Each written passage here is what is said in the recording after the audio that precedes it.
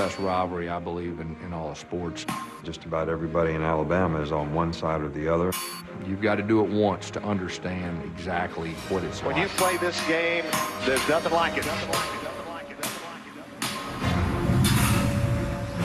Touchdown, Derrick Henry! Lutzenkirchen. And here comes Patrick Nixon. Nixon's going to float one for Sanders. Sanders. Oh, he caught it at the 2. He dived in. Touchdown, Auburn. Bo Nix keeps it. Touchdown, Auburn. Van Tiffin has won the ball game. This is his son, Lee Tiffin. Kick is good. Chris Davis, an answered prayer. Throw it up, Church. Touchdown. Give the ball up and over, and in. Here's a good snap. It is gone. It's caught on the run. Jimmy Frazier takes it in.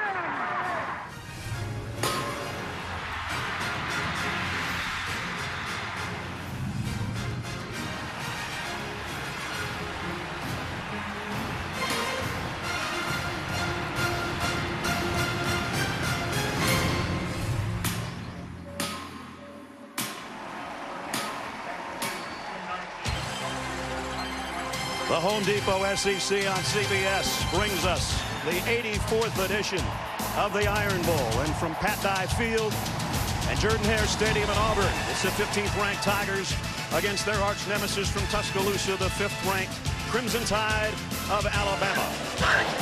They started this back at Lakeview Park in Birmingham in 1893. And so many of the games from that point were played at Legion Field in Birmingham. And then 30 years ago, they call it the first time ever here at the Plains. They finally got a home game at Auburn. Stacey Danley ran for 135 yards. Reggie Slack threw it around the field. The defense came up big against number 2 Alabama. There was the upset for Pat Dye over Bill Curry. And with that, we wish you a happy holiday weekend, everybody. I'm Brad Nessler with Gary Danielson. And partner, since that time, 30 years ago, this hasn't exactly been a field of dreams for the Crimson Tide. No, it hasn't. They usually come in ranked 1 or 2 for the last 9 years. They're number 5, but that makes it just that much bigger. It does, because they've got a couple challenges here. Not only do they have to win this football game against a great Auburn defense, they also have to look good doing it. I mean, their team is built around offense, and they have to show that this thing will work and potentially win a national championship to get in. Well, you and I and Jamie and our crew always look forward to this game, but when we looked at the schedule back in July, we weren't expecting this quarterback matchup. No, we really weren't. There's never been anything like this kind of matchup in this big of a game. Mac Jones and Bo Nix. 2 guys, the young Bo Nix came in as a true freshman. Look at their stats.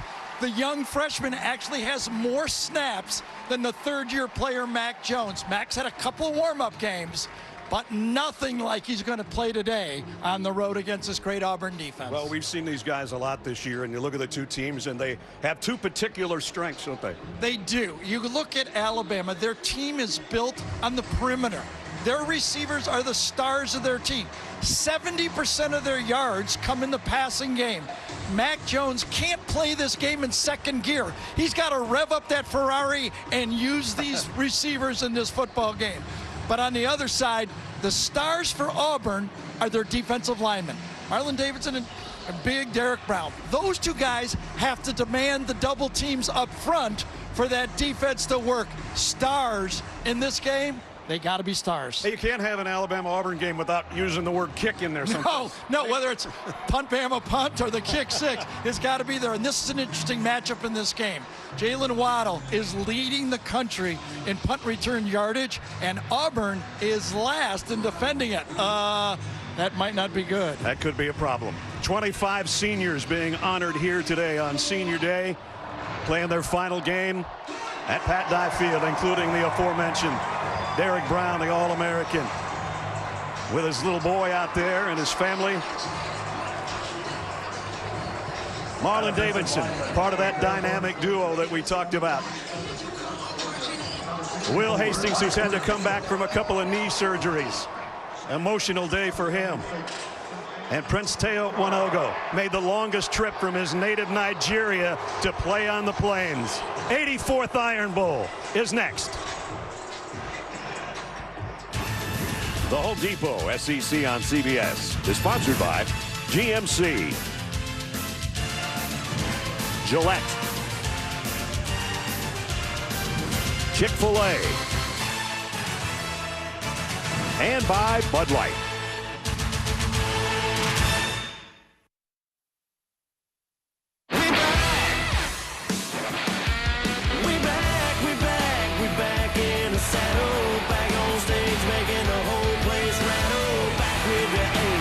Train on the track, thought we were gone, but you're wrong, that was Waddle, he's gone. Nix keeps it, dives, touchdown, Auburn.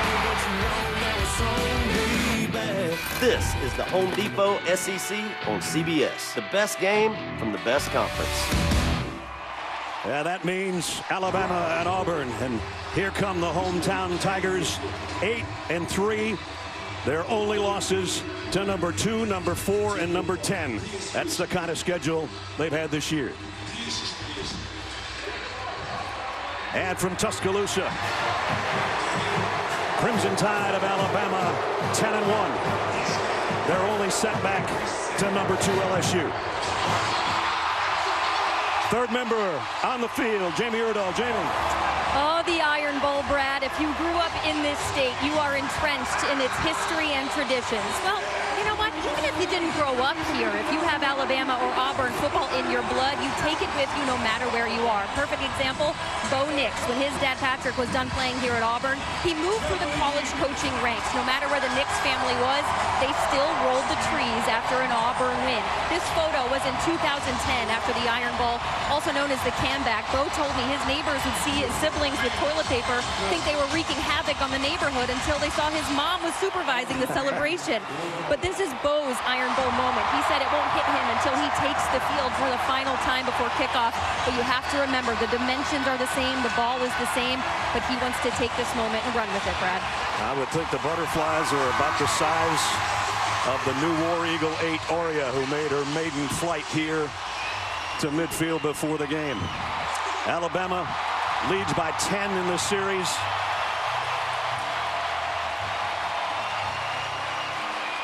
It's perfect weather. If there's a more beautiful last day of November, I haven't seen it. Alabama won the toss and deferred.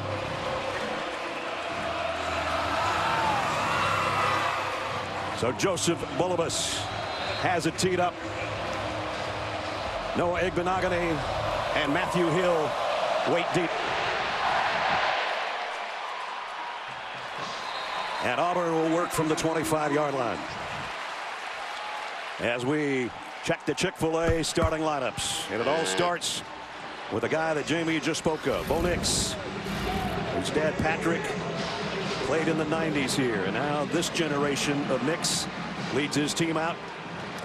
And the rest of the offense for the Tigers, including some seniors up front on that offensive line that will lead the way to, they hope, a good ground game today that they're going to need.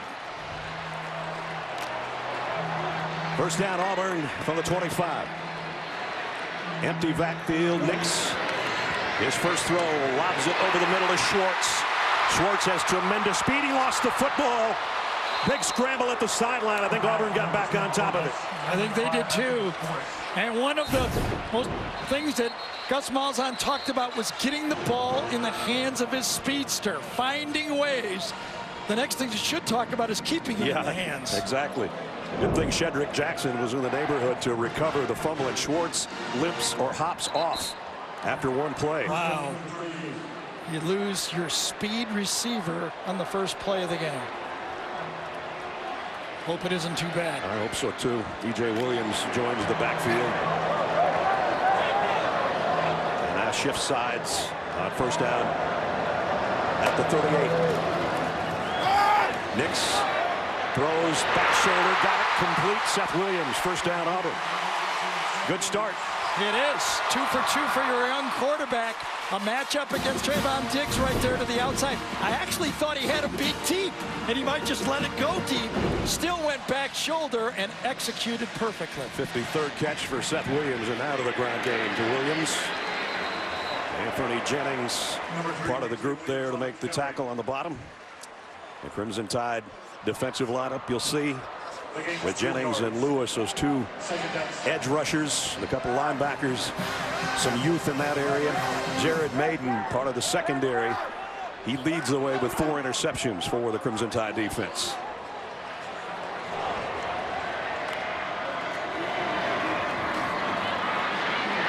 And now the keeper by Nix is going to run out and lose about 3 yards. That one never quite developed for him. Couldn't get to the outside. That's the basics of the Alabama defense right there. They feel that they're doing their job. When they're playing their best defense is when they set those edges. It may be wide, but they do not let that speed guy get outside of it. And they didn't there either, so it's 3rd down and long. And Whitlow in the backfield with Nix on 3rd and 10. Nix has to scramble to his right and throw on the run. Was it caught? It was by Shedrick Jackson. I didn't think he had enough room over there. Anthony Jennings, number 33, put pressure on Bo, gets out of the pocket, and Jackson comes back. They're going to hurry it up and try to beat the replay. Did he have it? They called it complete. Don't see anything to change it there, do you? He's got half a Pat Dye field in his face mask. Well, they called it incomplete. Was he out of bounds? His left foot, maybe. Well, he cradles the ball there. Yeah, I don't know if he was out of bounds when he caught that ball. His toe was in bounds when he first touched it. The previous play is under review. So I think what Gene is going to tell us is when he controls the ball, okay, he touches it there, but when he controls it, is he out of bounds? I don't see his toe. I thought it was up in the air. Gene Steratore is our rules official. Gene, what do you see? You know, in my opinion, guys, I think that he kind of sticks this ball. Now, we do lose it as he crumbles from the angle we just see, so we can't tell that the ball that there was any bobble there. Now, that left foot in the back end. Right. The left foot, to me, hits inbounds. It appears to lift up in the air again. And then, unfortunately, we don't see the football from the back end, and then that foot hits out of bounds. So, looking at this, Gene, I mean, there's possession there. Gene, quick question.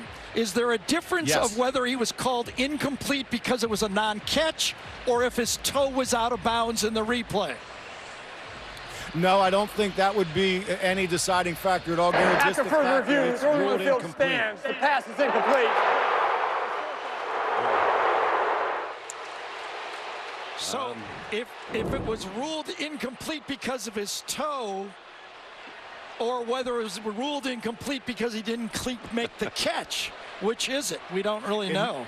Well, you know what, Gary? That, to me, that's, as an official, that's why the word stands means so much when the referee comes out. So what that referee is saying is based on the ruling on the field, I have nothing to overturn it. Thanks, Gene. Not sure I agree with that one, but it's 4th and 10. 4th down. Are they going for it? They're going to punt. Pooch punt by the quarterback. There it is. Will it stay out of the end zone? No. So Bo Nix tried to keep it in the field of play and couldn't. Little controversy here in the opening couple of minutes. Fans are not liking it. Gus Malzahn's not liking it. And yesterday when we visited with him, he did not like a call in the Georgia game. We were even confused about which one, but he didn't like this one. Nope.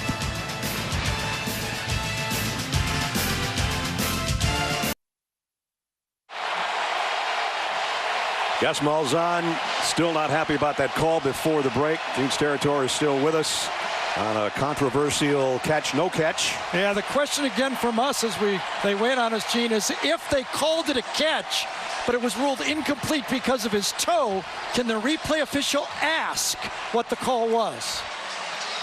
It just wouldn't be something they would ask. But look, in this situation, this is a good job by replay, because when we see this review, you do not see the football throughout the whole process of that catch.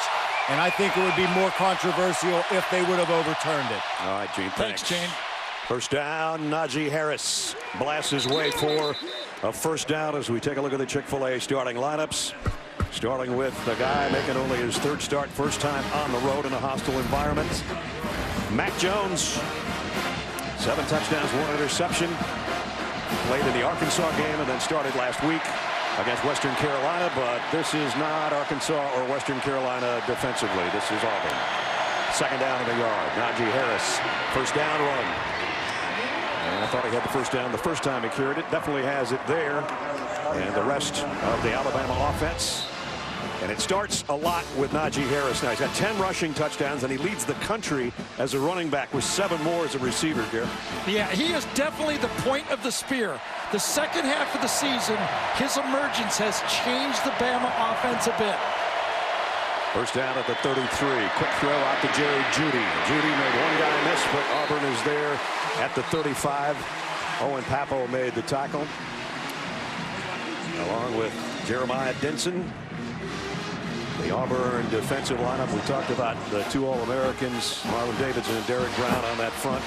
KJ Britt, the leading tackler, and the middle linebacker. And look at the seniors in the secondary. That's what you love when you're a defensive coordinator like Kevin Steele. Because they're going to have their hands full today with this wide receiver core. But that tackle on a quick pass was a good sign for Auburn. 2nd down and 8. Devontae Smith in motion. Mac Jones looked that way and comes back to Najee Harris in the flat. And Harris is going to be knocked out of bounds before he can get the 1st down, bringing up 3rd down and about 2. Again, another tackle one-on-one by the secondary.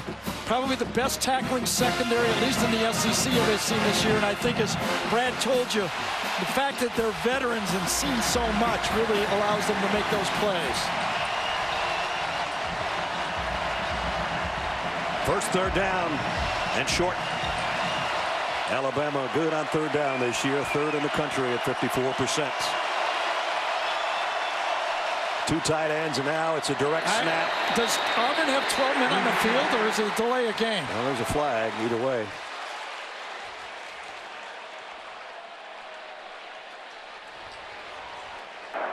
Legal substitution, defense, 12 players in the formation. Enforcement of the 5-yard penalty will result in a 1st down. Yeah, I was trying to, you know, when I do this, I try to go 4-3-4, and I'm looking at all these guys, and I'm going, wait a second, are they in a 4-4-4, or what the heck is going on here? Too many 4s. Yes. 1st down by penalty. At the 46-yard line for the Tide. On a counter, Najee Harris. Big run and took out the would-be tackler, Igbenogany, at the end of that one. Well, this offensive line for Alabama, this time it's Leatherwood, number 70, gets the edge blocked, and Najee Harris turns it into that off-tackle run. Watch number 70 right here. Opens it up. Whoa. That's about as big a hole as you can get. And remember, we're talking about what most people consider the best defensive line in college football. Already 30 yards for Najee Harris on the ground. 1st down at the 37. Jones off play action. Plenty of time. Fires complete. On the run is Henry Ruggs. Ruggs down the sideline. Touchdown, Alabama. There is a flag.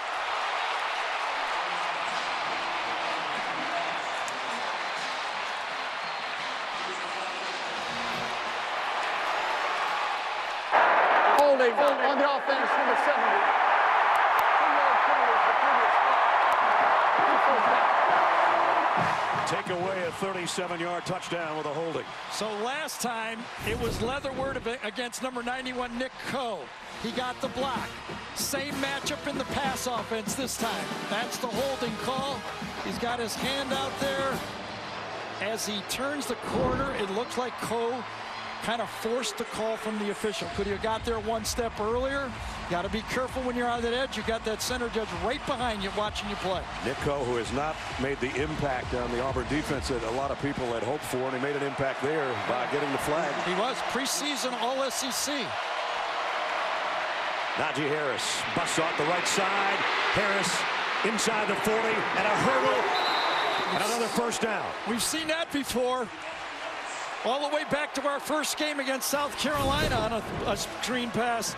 This time he gets the edge again. Great blocking at the point of attack. That time it was Major Tennyson, number 88. Watch him leap right over number 20, that time Denson. So 23 yards to the 24-yard line for Najee Harris, who's got a strong opening drive going here. Two tight ends again. Najee Harris will flush out of the backfield. On a first down for Mac Jones to throw. Going to go deep to the corner. Got Devontae Smith, but it's broken up by Igbenogany. The ball was slightly underthrown, and that's the opportunity for Igbenogany to come back and make the play. You'll see Devontae Smith beats him easy, and he has to climb back into the defender to try to make the play. And number 4, Igbenogany, is able to get in there, play the body, turn around. That's some good defense right there. Underthrown ball allowed him to make the play. As our pylon cam look at Igbenogany, the junior, the only junior in that secondary. Mac Jones looking for a flag, doesn't get it, goes back to the ground to Harris, and this time he's stuffed for a yard loss. Derek Brown and company up front. Oh, you see Najee Harris already with 50 yards rushing plus already in the first. He's having a second half of the season very similar to the way Derrick Henry did back in 2015 in his Heisman year. He's become so dependable, as I call the point of the spear, has made the other receivers so much more dangerous, especially now with a backup quarterback. Last time they had a third down, they got a first down by penalty. They're going to have to earn this one. It's third down and 11. Jones throws it, batted down at the line of scrimmage. Big Cat Bryant or Marlon Davidson, one of those big cats up front, knocked it down. You got it. Big Cat or Big Cats. It was number 1 this time.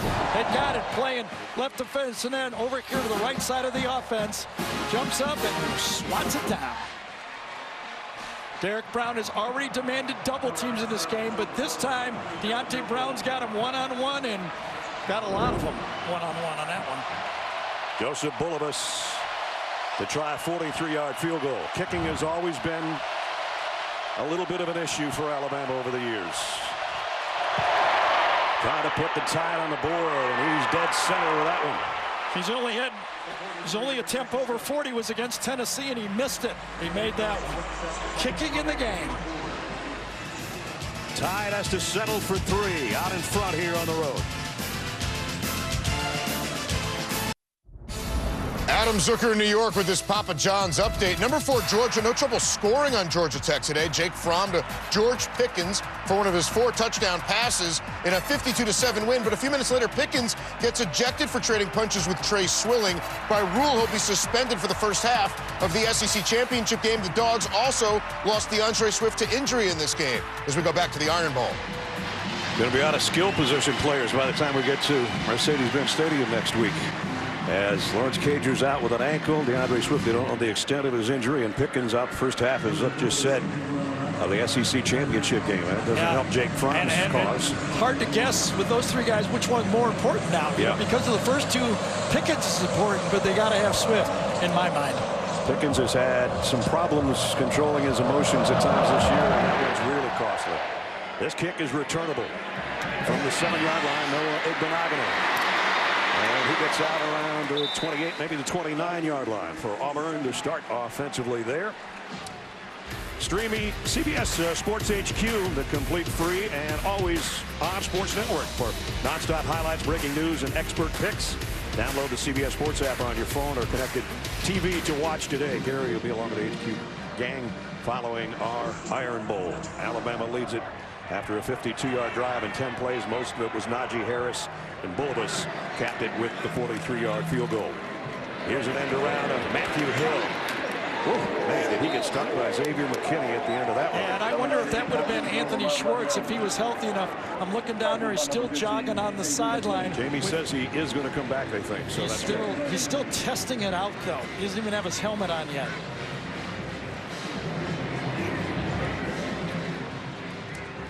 He actually tweaked that knee in last week's game, so it's a re-aggravation issue, and he's trying to warm it back up. All right, Jamie, thanks. Bonitz, a lot of time, still has to scramble to throw. It's incomplete, intended for Seth Williams. And Trayvon Diggs was in coverage, and it brings up third down. I was watching Seth Williams. I didn't even know if he knew he was in the play this time. Watch him come out here and just kind of jog, and then he just stops. He never even looks around for the quarterback till right at the end and then he looks back. I don't know if he thought it was a run play or he was a decoy or whatever, but you know, when you have one of your key receivers not even looking back for the ball, it's not good. That's not good. He is Bonek's leading receiver. 3rd down and 8. Pressure coming from behind. Again, Nix goes right, goes deep. Man there, incomplete. Shedrick Jackson, who was involved in that controversial catch, no catch, was the intended receiver. And Ness, again, Anthony Jennings, number 33. A guy who, along with Terrell Lewis, number 24, the edge rushers have to make a difference. And so far on 2 plays in this game, number 33 Jennings has made a difference coming off the edge. So a punting situation for Auburn. Aaron Sipoff's to punts. And 7 punts a year ago in this game. They would prefer that they don't have that many punts this year. Jalen Waddle's back deep. Remember what we said about him. Tops in the country in punt returns. And that is keeping it away from him at the 15-yard line. Actually, they put it at the 17. Nonetheless, kept it out of the hands of the dangerous Waddle. 3-0 Alabama. Obviously, no Tua Tagovailoa in this game, but Jamie caught up with him before the game. Tua, we hate to have to ask you this, but how are you feeling after your surgery? Yeah, well, I mean, I'm feeling good. I mean, it's a lot better than it was last week, you know. But I can't stress enough, you know, how appreciative me and my family are for the amount of love and support that we've been getting from, you know, the fans and just, you know, people worldwide. You know, I also want to thank the doctors. You know, I mean, they've done a tremendous job in helping me on my road to recovery. So at this point, I mean, I wish I could play today. Speaking of those doctors, what have they told you about your prognosis moving forward? Yeah, well, it's no weight bearing for about 6 weeks. You know, and that's kind of all they told me. I mean, they don't want to tell me anything else, because then, you know, I'm gonna start thinking things. So no weight bearing for 6 weeks, and whatever they got me doing after, you know, the 6-week mark, then, you know, that's what I'll be doing. So no Tua, but Mac Jones in there in the lineup and getting some help from Najee Harris. And back to Jamie. And how have you been helping Mac Jones prepare for his first Iron Bowl? Yeah, well, you know, I think the preparation started way before, you know, I got injured. You know, I think Mac's just been a person who's been watching, you know, as me and Jalen had the opportunity to kind of, you know, compete with one another. When Jalen was a starter, and then when I was a starter, you know, he'd come and ask questions to probably both of us, you know. And, you know, I think this is just an opportunity for Mac to go out against a really, really good defense, a good Auburn team, and show what he's capable of doing with our offense. Tua, thank you. Thank you, guys. And part of that great defense that Tua was talking about is Daniel Thomas, who just made a great open field tackle on Henry Ruggs out in the flat to force a 3rd down and 10. Yes. And thank you, Tua, and continue luck in your rehab. 100%. We miss you. And he makes everybody happy around him. Doesn't even Nick was saying that. We'll tell that story a little bit later. Right now, his understudy is listening to this crowd of 87,000 and hoping to convert a 3rd and 10. Pressure coming. He's going to try to run for it. And he got there, but he took a lick from Daniel Thomas at the end of it. And Derek Brown was back there, too. And a little whiffing going on between Derek Brown and the Alabama quarterback. But he got the first down. Derek Brown told us on Friday, he said, boy, would I ever like to turn around and hit one of those little guys once, right? Thomas gets the hit, and Brown is right there. That's a lot of hit. That is a Mac Jones sandwich right there. You know, just thinking back to 2017 in this game, Auburn's last win in this game here, Mac Jones was actually the scout team quarterback. He was all week, Jarrett Stidham, in this game. Right. And now 2 years later, he's the starter.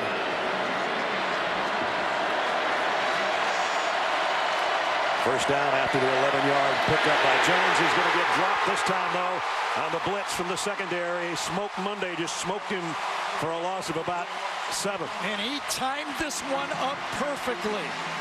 Backup safety, sophomore, he kind of sneaks up right at the end and hits it on the run. couldn't get the guard out on him at all. I think Evan Neal, number 73, just couldn't get to him. He was responsible, but because he timed it up so well, he missed it. I was going to say, it was timed so well, it almost looked like he was offside. It was perfect. And he lost 8 on it. 2nd and 18.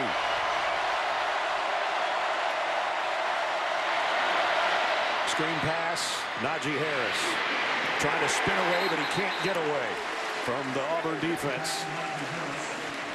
So just as a note here, they're #1 in the country for throwing the most passes at or behind the line of scrimmage right now is Mac Jones. For any quarterback that's thrown more than 50% of his passes, 1 out of every 3 passes is coming behind the line of scrimmage. I don't know if playing this Auburn defense in 2nd gear is going to be good enough. Nope.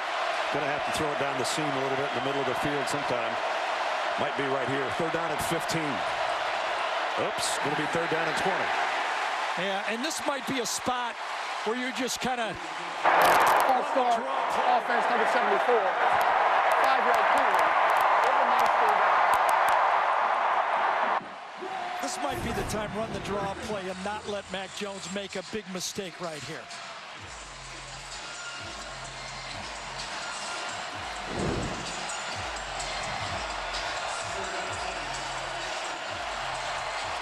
Empty backfield on 3rd down and 20.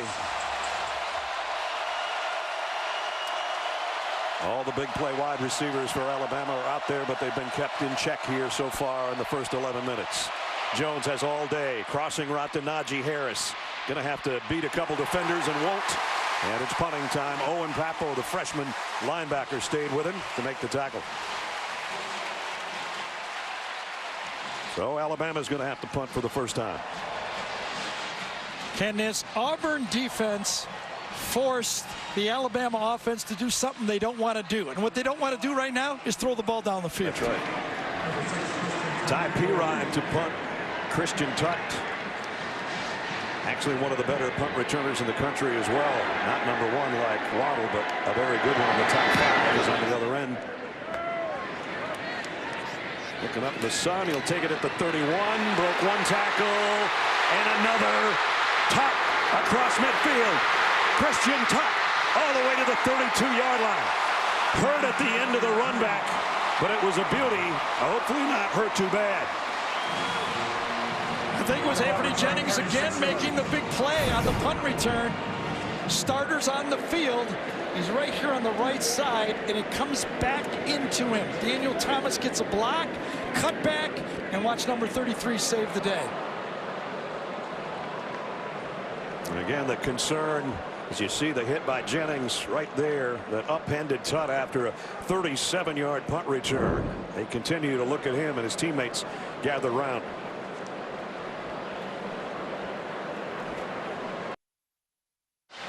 Tomorrow, NFL doubleheader action begins with most of you seeing the Browns and the Steelers, with the winners staying in the hunt for the AFC wild card, followed by the Chiefs and the Raiders in a key AFC West matchup. Starts with the NFL today with JB and the guys, noon Eastern on CBS. Christian Tutt ran off the field under his own power. That's good to see. Got a big ovation from the crowd after a 37-yard punt return. We talked about what the kicking game and special teams might be. Well, he made the first big play of the day so far for Auburn. And it has him set up shop at the Alabama 32-yard line. Movie Whitlow got the corner. Whitlow prancing down the sideline to the 17. And another Auburn first down. Well, that time Jack Driscoll, the right tackle, was able to pin the edge. Remember we talk about that Alabama wants to keep it inside. He handles Terrell Lewis. He might have handled them a little too much, but he got away with it again. The officials are letting him play. Pick up down to the 17-yard line of 15 for Whitlow. Going right back to him. Now he goes left side. Whitlow trying to break tackles. Picked up about 3, and now a flag flies in late. They never do get him down, but was there maybe a face mask in there someplace? I think Jared Maiden had the initial hit on the play.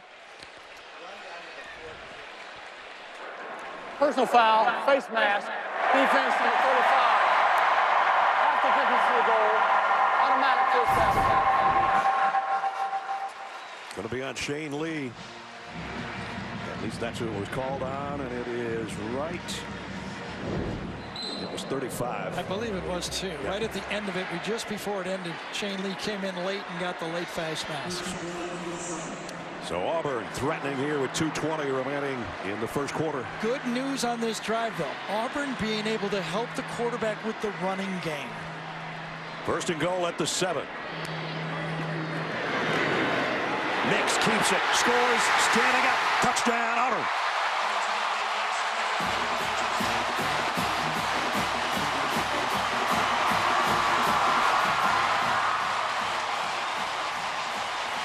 Obviously, again, Alabama loses contain. Everybody plays the zone. Key for the quarterback, but watch the inside backer get caught inside on the fake. 2 players go inside, quarterback goes outside. How easy. 7th touchdown rushing for Bo Nix has given Auburn the lead. Modern football with a running quarterback, someone always is responsible for the quarterback. Anders Carlson for the point after.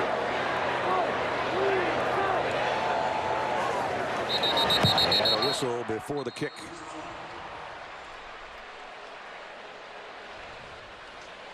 Prior to the snap, delay, offense, 5-yard penalty. Replay the try. Going to make it a little deeper for Carlson. As Auburn's kickers, including his brother who kicked here before him, made 304 extra points before he missed one earlier this year. So they're going to back it up, and he'll try it again. Out of a Sage Ledbetter hold. As you look into the sun with Anders Carlson along with us, try to make it 7-3 Auburn, and he does. Remember, they didn't have to go far, courtesy of Christian Tutt, who ripped off a 37-yard punt return. That set him up at the 32, and it only took 3 plays from that point on to Bo Nix to put Auburn in front.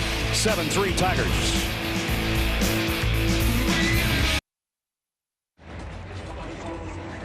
Want more stats? Hey Siri, who leads college football in receiving touchdowns? So far today, no receiving touchdowns for that talented group of wide receivers for Alabama. They'll get a chance here after the kickoff to go back to work at the 25 with Mac Jones and company. And in the Iron Bowl, it is not for the faint of heart. No, there it is. If you don't want to get hit, you might want to stay home.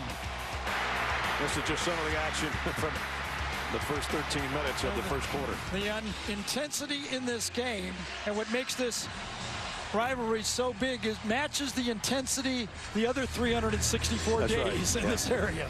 They talk about it for the other 364. It's not just about this 3.5 hours every year. You know, the other big games, you know, Michigan, Ohio State, Texas, Oklahoma, they kind of move on to Red Wings or Dallas Cowboys. These guys don't get over it. They don't move on from this.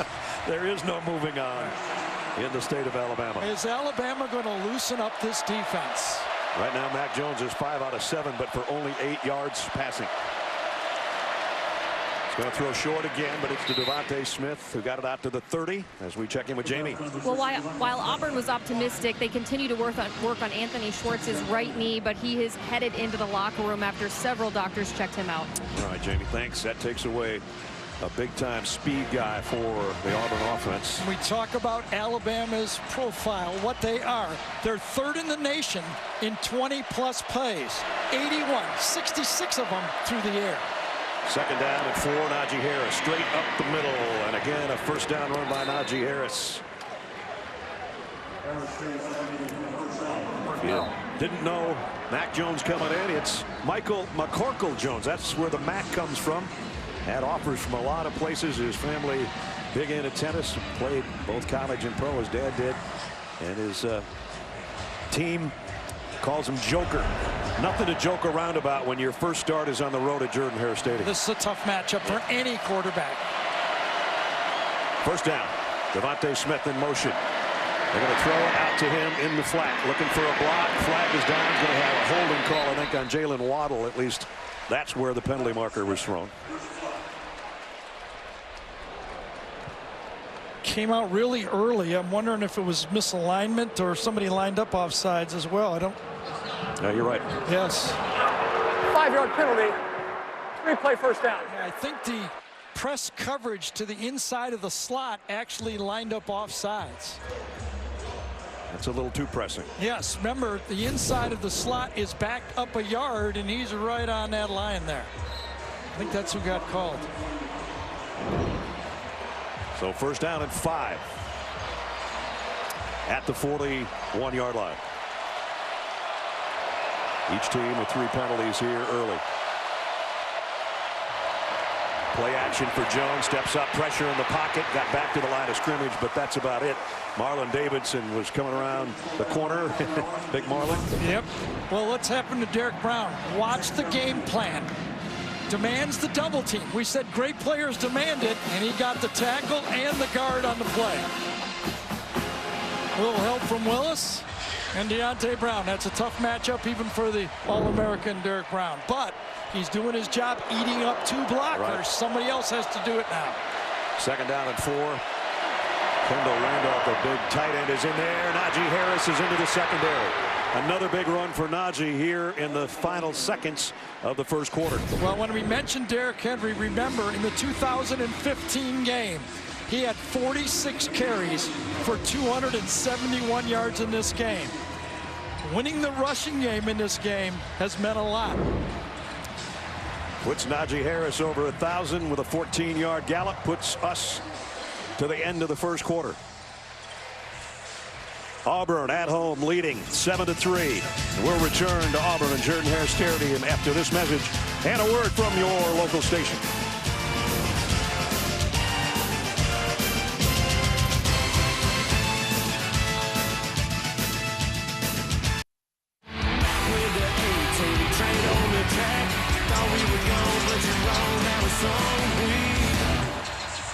We're back to start the second quarter at Auburn. The Tigers lead 7-3 and a first down at the 44-yard line. Here's double reverse. Henry Ruggs trying to get to the corner, and he's going to get collared and run out of bounds after only about a 3-yard gain. Javaris Davis, one of those seniors in the secondary, makes the tackle. Again, the senior, the veteran, making a play. When Alabama's dialing up play, a big play, and you only get 3 or 4 yards, that's a win for the defense. The defense has kept that vaunted wide receiver core of Alabama in check through a quarter. I was really expecting a play action deep ball there. Second down and 5. Devontae Smith in motion. Sets up in the slot on the right. Quick slant is incomplete, intended for Devontae Smith. And Gary and I back in the booth for those of you in the upper Midwestern Northeast under a blanket of snow and ice. I apologize, we don't have our coats on. It's beautiful here. They haven't asked Mac Jones to do all that much today. But that play right there was the first RPO of the game. He pulled it, did not hit the slant. Nobody's better at hitting the slant than Tua. So that's the plays when this offense was really dynamic. Tua would hit that type of play. He's missed 2 in my mind. He had a touchdown throw, he underthrew, and then that one could have been completed. Mack looking left, goes down the middle. That's going to be short of the first down to Jerry Jeudy. And the hit put on by Jeremiah Dinson. Yeah, and you can see this Auburn defense. They played a lot of football, and they're matching up. They know these receivers are good, but they don't believe with the combination of the pass rush up front and the inexperience at quarterback that they're going to allow Mac Jones to set in the pocket and throw the ball down the field. 4th down and 1. Slade Bolden in there to take the direct snap.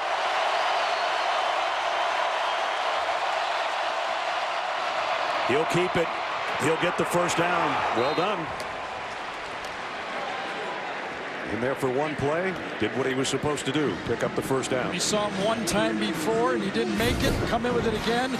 Controlling the line of scrimmage. Put an extra offensive lineman in the game that time. Number 84, Chris Owens, plays center, and number 3 tight end comes in on the edge for like an extra tackle offensive lineman in the game and made the play. So Bolden out. Obviously Mac Jones back in the gun on first down. Just outside the 32 of Auburn. There's a little pitch to Najee Harris. Najee had to kind of wait on the pitch. He does cut back and get some positive yardage out of it, though. He did. Yeah, Marlon Davidson chasing him over there. It was like the old Y.A. Tittle quick pitch tennis. Remember, he used to spin it out there? This is kind of a knuckleball, and it kind of gets caught and can't get to the edge because he had to kind of stop and catch the ball. Look at Marlon Davidson run after that guy. Wow. Marlon Davidson's a really fun guy to hang out with if you're not an opposing running back or quarterback. If you don't have the football, yes. Here's a play action. Going to throw out to Jerry Jeudy. Judy's got the first down inside the 20. That was a great decision that time by Mac Jones.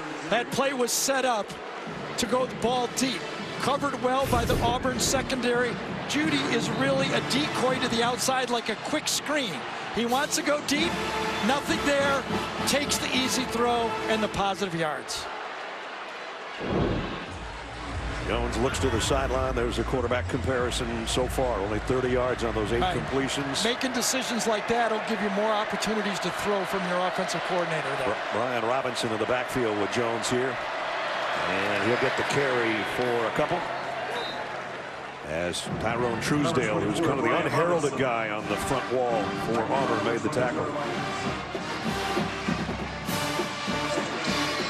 Just under 12 to go in the first half. This drive, 7 runs, 4 passes as Anthony Schwartz continues, as Jamie told us, to try to warm up that leg and hopes to return to the Auburn offense. 2nd and 7 in the red zone at the Auburn 16. Jalen Waddle in motion, will set up in the backfield. Jones floats it out to Robinson, made a nice catch, diving close to the first down. He's about 1.5 yards short. Short passes have to be precise. The ball is not in the air long enough for the receiver to adjust. When you hit them on the run like that on those swing passes, they gain yards. When you have to turn around and catch them, they don't work. Perfect throw. Robinson out after that catch. Najee Harris back in. 3rd down and 1.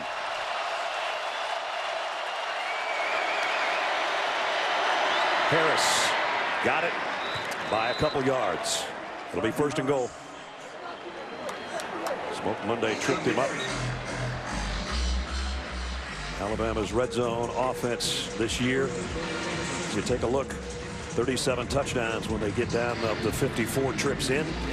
And they would love one here to take a 10-7 lead. This is like a Greg McElroy type drive, not a Tua type drive. 13 plays, control the clock, make first downs. Tua looking on.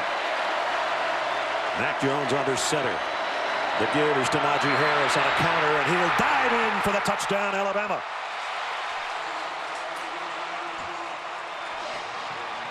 Good blocking by the 2 tight ends, and Najee Harris does what Najee Harris does. Rushing touchdown, number 11. And he runs right to the strength of that offense. Off the right side, Willis and Brown. Oh, Willis gets a great block. Just stones his man at the line of scrimmage. Throws him to the ground for that play. Bulovas in for the point after.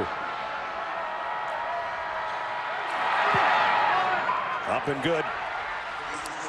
Impressive looking drive. Najee Harris. 18th time he's been in the end zone this year. 11 times on the ground, this time from 6 yards out, and the Tide on the road back in front.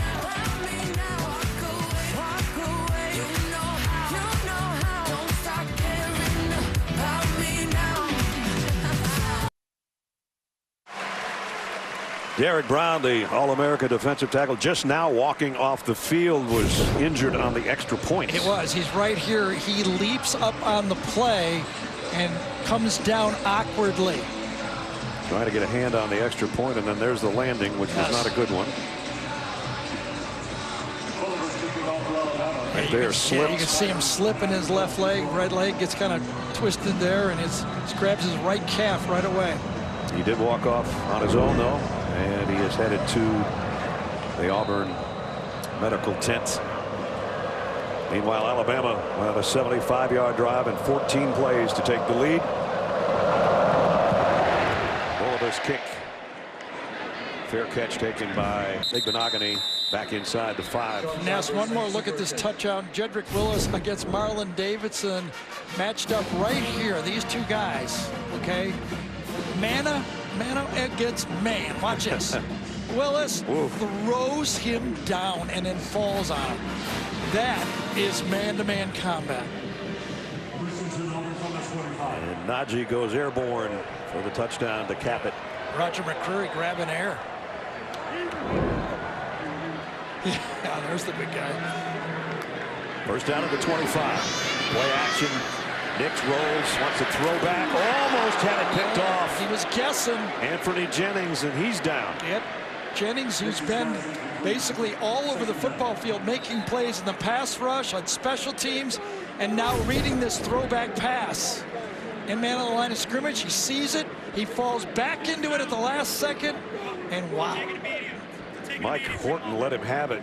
Yes, and a good thing he hit him just as he was touching the ball. It could have been intercepted. So Jennings down. A lot of star players have been on their back here in the first half.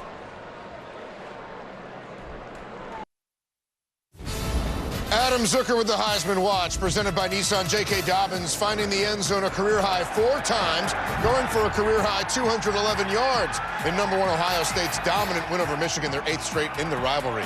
Clemson running back Travis Etienne setting an ACC career record for rushing touchdowns in Clemson's win over South Carolina. And LSU and Joe Burrow at home against A&M tonight as we go back to the Iron Bowl. All right, Adam, thanks. Number 5 has not been a good jersey to wear today if you're an Auburn Tiger. Anthony Schwartz was shaken up the first time he touched the ball. Derek Brown is out of the tent now, but was injured on that extra point, so the 2 number 5s having a rough day. Besides the punt return, the Alabama team is off to a good start. 10 first downs already in this game. Bo Nix fakes the throw one way, rolls the other way, and throws it on the ground as we check in with Jamie on Derek. Yeah, Derek Brown out of the tent, looks to be in some pain still. All I could see is they brought a lot of things in to keep someone hydrated. That's all I could say. So maybe, hopefully, just a cramp issue for Derek Brown. Well, that would be great news. Yes. And Anthony Jennings, by the way, is back in for Alabama. They were checking on him before we went to the last break. And if you were thinking about that last play, if you're an Auburn fan, what happened? Raekwon Davis, number 99, read the screen pass, and there was nowhere to go with the football on that play. So wisely threw it in the dirt. Yeah, so 33 reads the screen, and then 99 reads the screen. Right. Good defense. 3rd down and 10. Here comes a blitz. Nix throws, knocked away by Patrick Surtain with a flag. Yep, they're going to call him. He put one hand on the shoulder, and he reached up with the other hand. Seth Williams was the intended receiver. 2 versus 18. Watch him put one hand up, kind of boost himself up, and then with his left hand knock the ball away. It's a good way to get a little extra elevation. A little couple inches. Pass interference, defense number 2. 15-yard penalty from the previous spot. Automatic first down. Do really like the call, though. You know, that matchup, Seth Williams on a 50-50 ball, considering how difficult it is for you to pass block against this Alabama defense. The screens haven't been working. Trouble running the ball except for that one little drive they had. Get something to the outside one-on-one. Here's a handoff to Whitlow. Nice cut. Got the first down, I think, with forward progress. We'll wait and see. And again, Booby says, you're not going to tackle me. I'm still standing up. Well, that time, this is the definition of how to run the pull and kick out right here. Mike Horton, number 64. Watch him pull out. Right tackle, Jack Driscoll fits on the linebacker. Perfect execution. Now a little tempo by Auburn, but that tempo just got stopped by Raekwon Davis. Part of what Auburn does to try to confuse the opposing defense is go to a little bit of a hurry up, and they do it again here. Right at midfield, 2nd down and 11. Nix throws to the outside, incomplete, intended for Williams again, and Trayvon Diggs was covering. So as many plays as Jennings has made so far off the other side, and I thought these 2 edge rushers, when we talked to Gus Miles, and he said they both remind him of the Florida matchup when they had those 2 guys coming off the edge.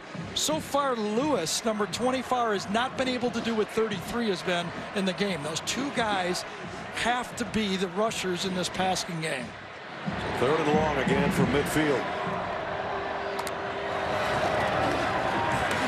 Nix over the middle. Nice catch by Whitlow, and he got there. First down. Boy, and he just handles the edge. Look at, here's the guy that has to cover Whitlow. He fakes it, gets inside of him. That's beat right there. When your running back gets inside, and now Whitlow, who had arthroscopic surgery early in the year and is finally said to be healthy, that's a scary situation. Had knee surgery October 8th and then came back against LSU and played a couple snaps in the Wildcat. Makes a really nice catch and first down there, but they're checking on him right now.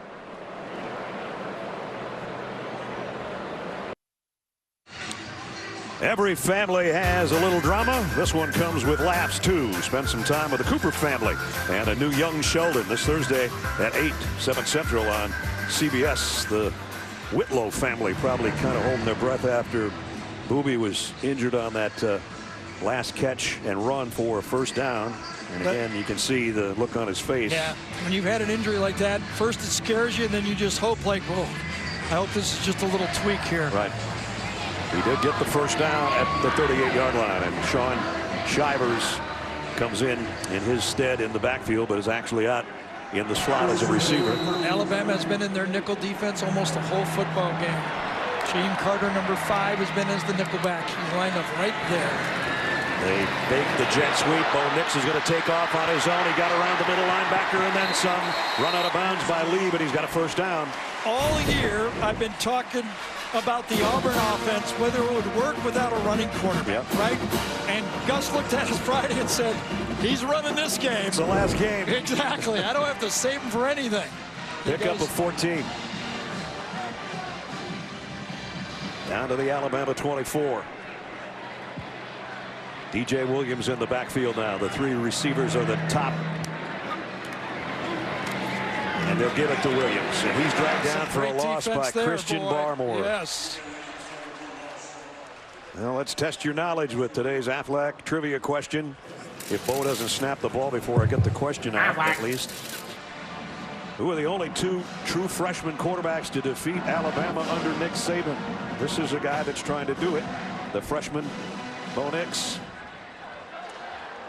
Not many guys, whatever year, beat Nick Saban, who's 36-2 in the last 38 conference games. And one of those losses was 2 years ago, right here. Nix gonna loft it to the corner. And he got it to the goal line, intended for Seth Williams. It was smart, though. He had an unblocked rusher that time, Christian Harris, number 8, coming right up the middle. He had to just kind of pick a spot and let it go. Watch Harris come in unblocked, untouched. So he just got to go, get rid of it, let it go, throw a pop-up. Maybe my guy can get down there. At least I avoid the sack. He put it right to the pylon of the goal line, but Williams rather, couldn't quite get there. Third down at 12. 4 of 11 for Bo Nix so far. And going to take a timeout, Auburn. With 7:48 remaining in the half. We'll have a chance to come over and talk to Gus Malzahn.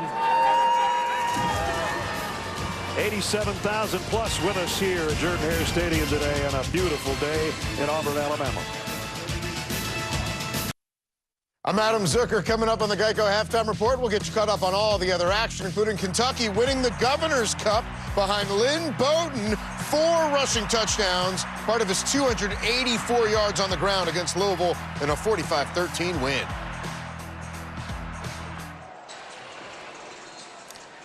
How good has he been?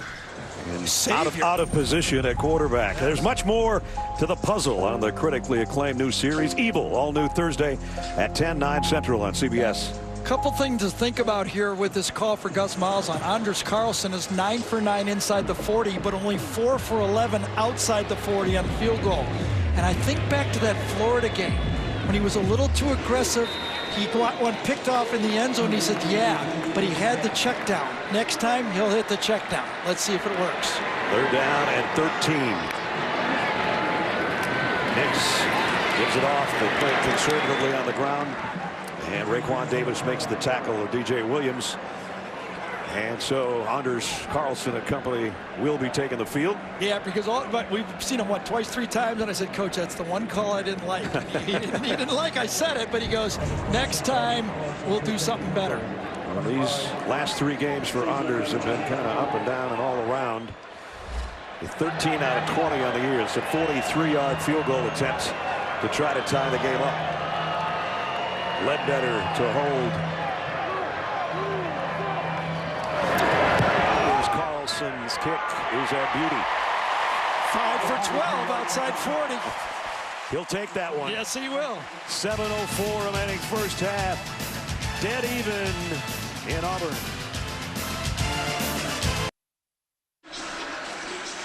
Next Saturday at 1:30 Eastern, Conference USA title is on the line as the top 2 teams go head-to-head in this year's championship.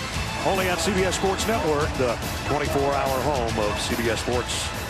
7:04 remaining in the half here as Auburn capped a 50-yard drive in 11 plays. A little over 3 minutes to get the Carlson field goal to tie it up at 10. And now his kickoff will go a yard deep to Jalen Waddle. Waddle brings it out, trying to spin away, trying to get to the other edge. And he did with a speed somehow. Goes out of bounds at the 25. That's where they would have started anyway, but a flag down. Christian Tutt was trying to do what the coach tells him. Keep him inside. Keep him inside. He still got outside. That's right. He's like, Coach, you don't know how fast this dude is. Exactly. Watch to the top of the screen. Number 6 will be there. During return, blocking the back, receiving team number 20. 10-yard penalty for the spot of the foul. First down. And so now they will wish they would have fair caught that. Yes. Jalen Waddle is, when he gets into the open field, he's tough to find an angle on. Sure is. So that puts Mac Jones in the offense in a little bit of a hole here. Yeah, see if we can see number 6 to the outside. He's trying to play him and then just gets outran. The Tutt's going, you know, I thought I was pretty fast. Yes. 5th Alabama penalty. As the crowd fired up. And Ness, no number 3 or number 5 on the field for Auburn here. Davidson or Brown. Najee Harris has been the man for the Alabama offense today, and he is here again for about a 4-yard game. And now we do Project Smarter, presented by the Home Depot. Well, I'll tell you what's been smart today. Get the ball in the hands of number 22. Good blocking up front. And Najee Harris, 11 rushes for 91 yards. Auburn came in the game saying, can Mac Jones beat us? They don't know yet because they can't stop number 22. With that last carry now, it's 12 for 95 with a 4-yard pickup, 2nd down and 6. He'll get it again. Little hesitation, and he's going to lose some yardage this time. Loss of about 3. Owen Pappo, that outside freshman linebacker out of Lawrenceville, Georgia, has been getting better every week. Gets outside. Well, listen, nobody, no number 3, number 5. So who comes in? Newkirk, number 44, unblocked. But the big guys are in now. They are. Davidson and Brown are back in there on 3rd down and 8. They'll be bringing that 640 pounds after the Alabama quarterback. Jones throws and is intercepted on the fly. Smoke Monday. Touchdown, Auburn.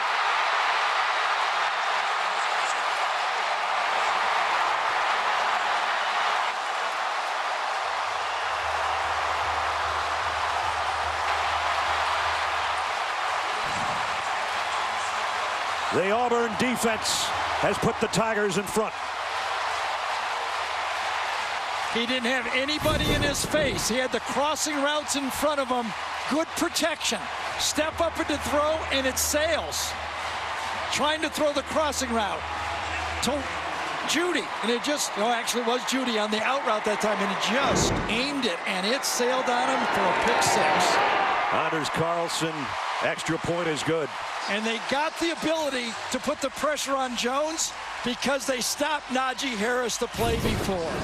Smoke Monday, one of the great names in college football. A touchdown, Auburn.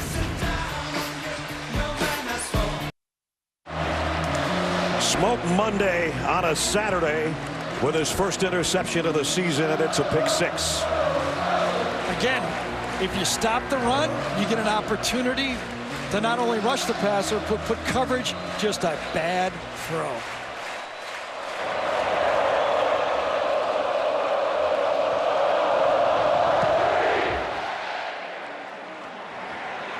Jalen Waddle from about the 2. Tried this last time, ended up with a penalty. This time into the open field. Jalen Waddle, nobody's going to catch him. He'll take it. Coast to coast, touchdown, Alabama.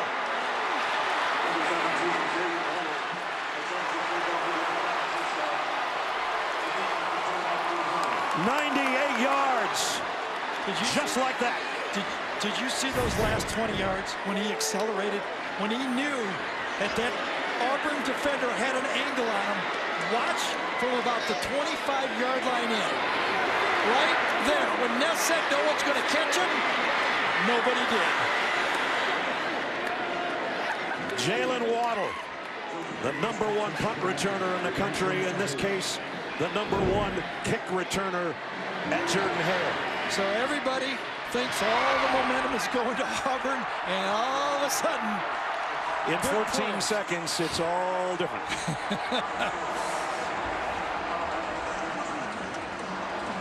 17-17. This guy is special. Once he gets an angle and turns on the Jets, it's over. Nothing waddling about that one. That's just blazing speed, and it's 17 apiece.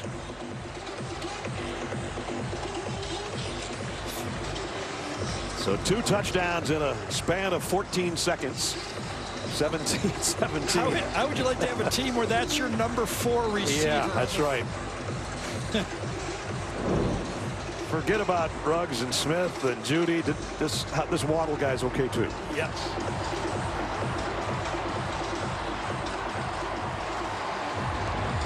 Well, let's kick it off again. Well, you go pick 6 to kickoff return. Now what happens next?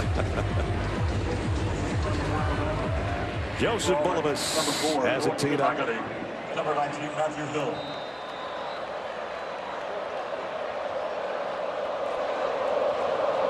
Noah Igbenogany and Matthew Hill back at the goal line. It's a high short kick, and I think a fair catch was already called for and will be taken right there by Schenker.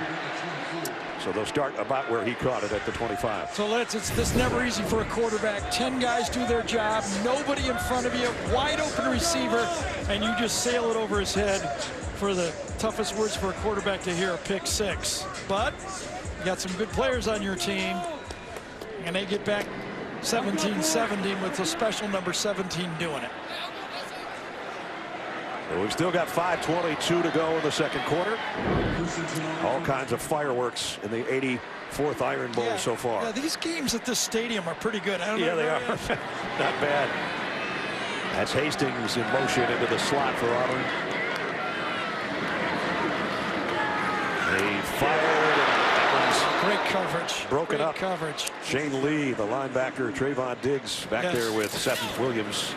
And the athletic trivia question earlier. 2 freshman quarterbacks to beat Nick Saban. We know one of them. Yep, Trevor Lawrence in the national championship, but Wesley Carroll in 2007 for Mississippi State. How about that? I bet Wesley Carroll never thought he'd get a mention in the Iron Bowl. Congratulations, Wesley. And Trevor's still doing okay. Yes, he should be all right. Whitlow. Nice cut, but he lost the ball. Alabama's got it. It's Christian Harris with the fumble recovery. Xavier McKinney might have been the guy that popped it out. It was. He was missing the tackle, but with his left hand, he sticks it out and grabs right onto the football. Watch McKinney come up. Whitlow's going to beat him, but with his left hand, he reaches out and pops it loose. We promised more fireworks before halftime. We have them. At the 37-yard line. What a sequence. 3 out of 4 plays. Got to get over it. Yep, he knows. A lot of football, that movie. Yes, sir.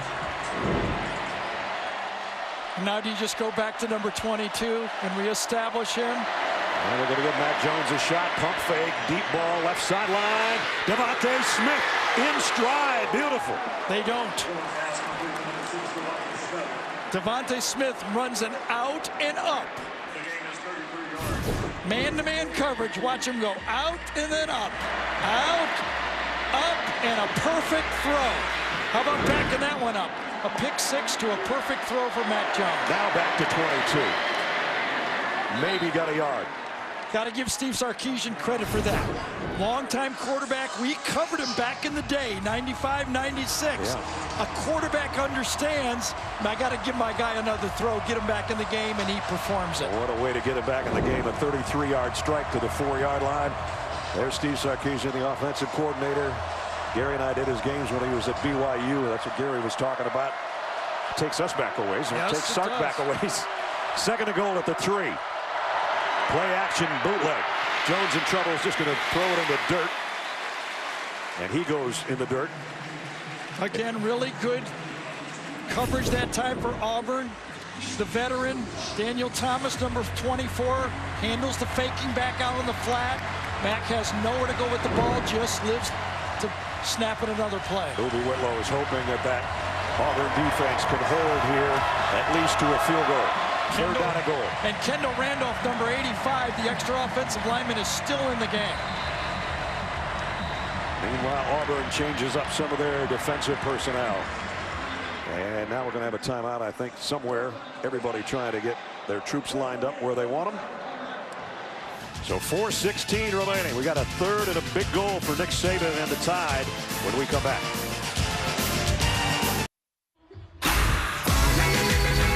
Alabama and Auburn deadlocked right now, but Alabama trying to change that as they've got a goal to go and trying to take advantage of the turnover. With 4:16 remaining, remember, they get the ball to start the third quarter as well, talking about the Tide. Yeah, and think about this play if you're Alabama and calling this play if you're Steve Sarkisian. This is basically a two-point play call. You have a package of two-point plays. They're 1 yard difference, and I'm thinking you're looking on your two-point play calls and dial up one of those that you had maybe earmarked for later. Tight end Tennyson is in there with Judy, Smith, and Ruggs, the wideouts. But keep an eye on number 22, Najee Harris. Third down and goal at the 4.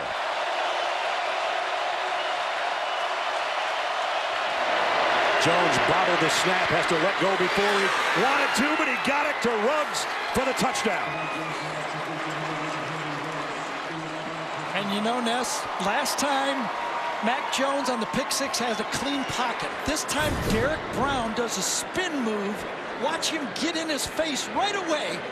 And Mac has to throw off his back foot and get it in for the touchdown.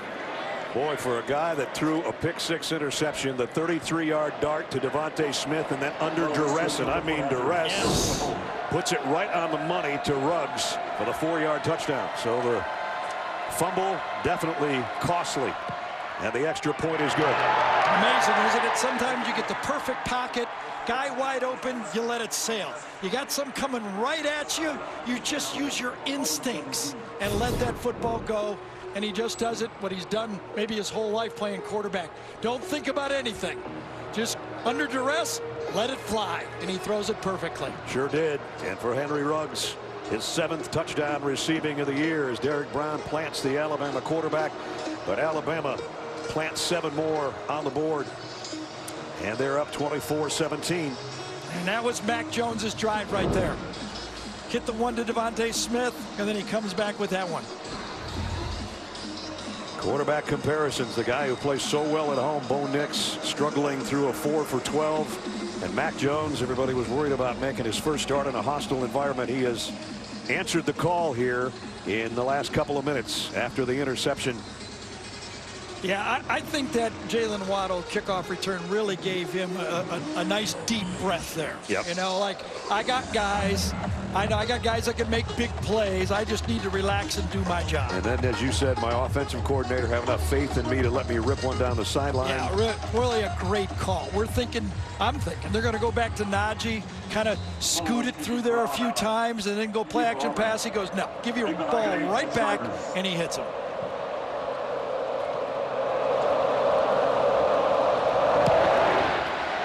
Bulliva's kick, fair catch, called for at the 10-yard line by Shivers. And so Auburn will take over at the 25-yard line. Don't forget, coming up, Adam, Rick, and BJ will have first half analysis, scores, and highlights all coming up on the Geico halftime reports. I think Gus Malzahn understands this as being maybe the key drive of the game. What's just happened to his football team? They get a kick six, and all of a sudden 14 points are going up on the board. He knows Alabama gets the ball to start the second half. This is the drive he has to have to stay in the football game. Last 84 seconds have been pretty impactful in just about every way imaginable. Here's the give to Williams. Williams got out near the 30 before Shane Lee stands him up. And we're down to 4 minutes in the half.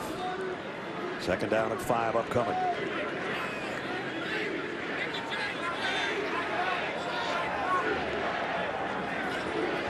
There's a stunned silence right now in Jordan-Hare Stadium. They were so fired up about 5 minutes ago. And that has been taken away by Alabama's 2 touchdowns.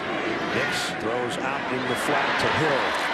Hill trying to get to that first down marker, and I think he did. Great second and third effort. Yeah, not only does that, obviously, a first down give you 3 more downs, but it also takes potentially 2.5 minutes off the clock as well. If Alabama doesn't use their timeouts to freeze them here. Well, he got that through 5 tacklers. Redshirt freshman out of Lawrenceville, Georgia, worked hard for that first down. The 9th of the game for Auburn.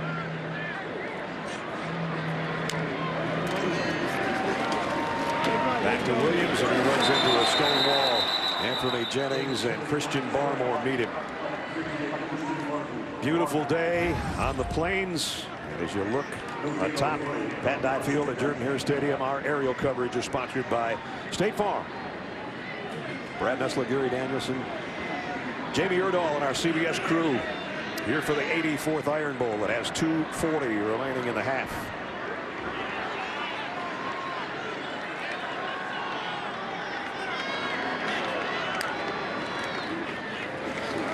Williams again, trying to run it here, trying to establish something. And Raekwon Davis. Yes, he did. The big man. Tackle.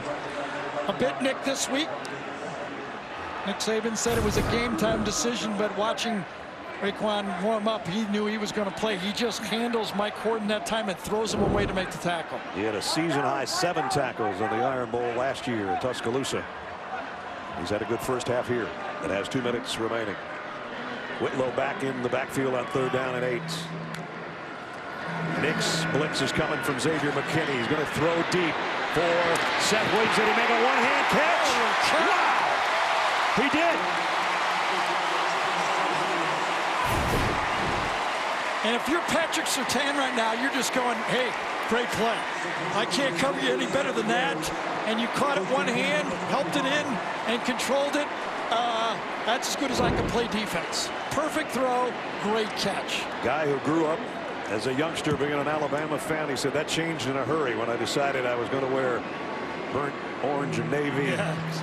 And he just got a 37-yard pickup and an Auburn freshman record for his quarterback with that catch. It's got Auburn down to the 25-yard line of the tie. Timeout, timeout. I don't know if they didn't have the proper team in there, but Gus ran down the sideline and was not happy.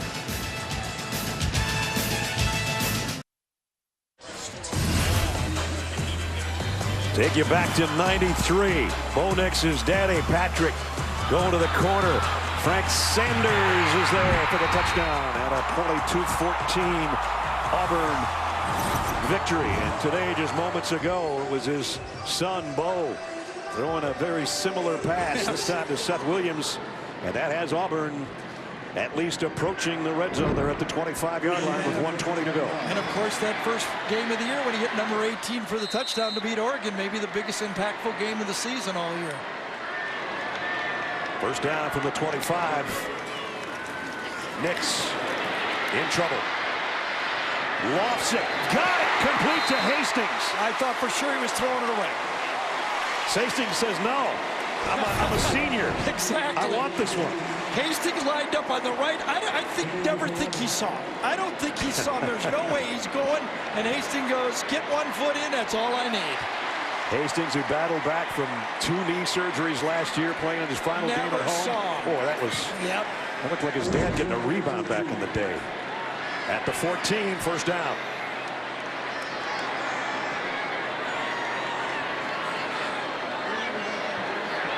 Taking their time, clock winding down, the play clock down to 5.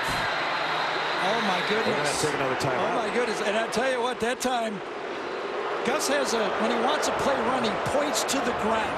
And that tells the quarterback to go with it. But out there, Bo Nix just kept looking at him, didn't get it snapped, and he had to take another timeout. And this one hurts. This one hurts because that's it. Yeah, that's his last one. You can see Gus right down at the bottom. See if we can see him pointing to the ground. He just did. Yeah. And they don't get it off in time again, and he has to take another timeout. Now, there's still plenty of time to call any play here, but I always like to have that one timeout in your pocket. What Gus and his assistant coaches have to quit worrying about is arguing on the sideline right now, because that's not going to get the timeout back for him. Do have to say that these last 2 completions, Bo Nix is struggling. He's, 5 for 13, and he ends up hitting a perfect throw and then a miraculous throw to get the ball down here.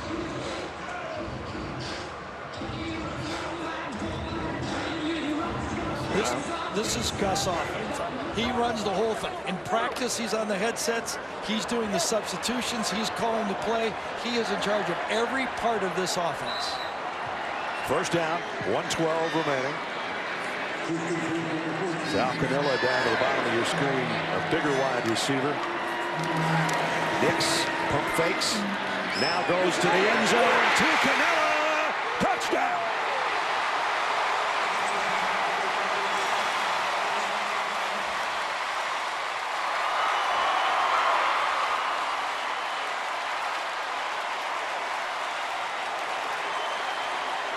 Patrick Surtain is saying another perfect throw. It's a stop and go. Good coverage, but the tall guy gets it. Sal Canella, another senior out of Schaumburg, Illinois, all 6'5" of them, and he had to use it all and tiptoe at the end. What a catch. He had it in one hand. Patrick Surtain is 6'2", but Canella is 6'5". And the throw was perfect again.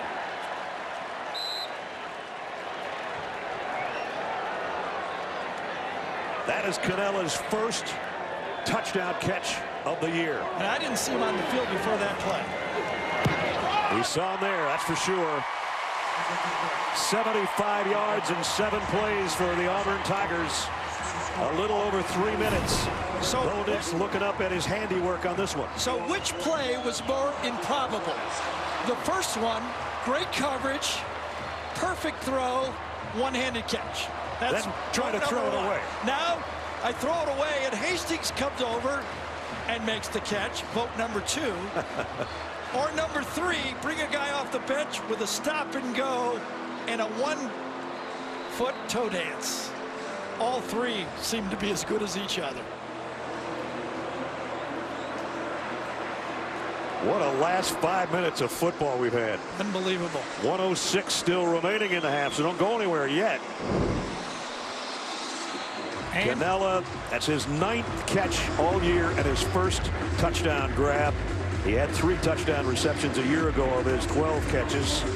None bigger, though, than that one. Yeah, and just think about a guy being ready, and that's what Gus just said to him. I appreciate you. You know, he was getting more playing time, and then J.J. Wilson started to take some of his snaps. He throws him in there. He's asked to make the play, and he's ready to make the play. Anders Carlson's kickoff is high and short again. Yeah, no more than number 17. Trayvon Diggs will field it at the 15. Trayvon Diggs on the return out across the 35 to the 37 with a minute to go with a half.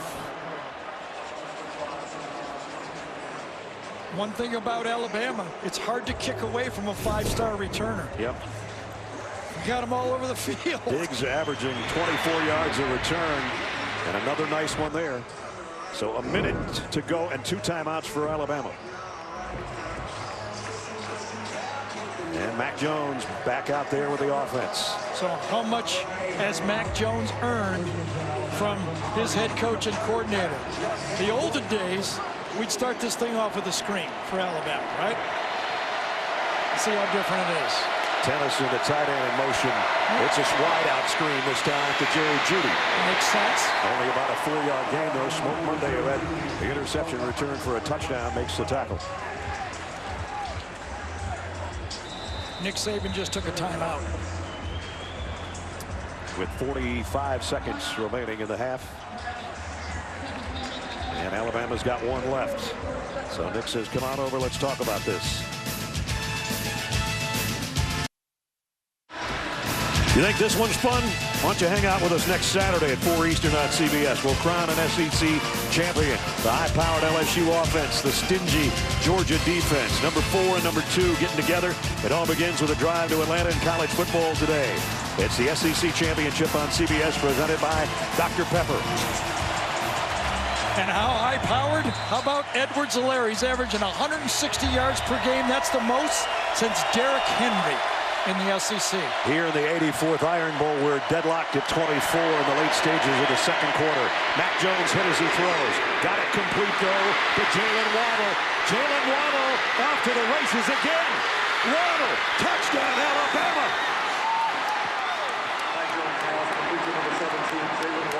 58 yards. Holy cow. Derek Brown again gets pressure on Mac Jones. He hits him as he lets the ball go. It's number 5 as he lets it go. And then he gets up and turns around, and Waddle matched up, catches it, and once he goes, he goes. Second time he's gone today, this time as a receiver. And Christian Tutt, number 6, is not fast enough to handle him. We saw it on the kickoff, and we saw it on that play right there. Extra point by Bullivus is good. Well, I said with a minute to go, don't go anywhere. There's still 33 seconds left in the half. And I said, this is a Ferrari offense. 70% of their yards come through the passing game.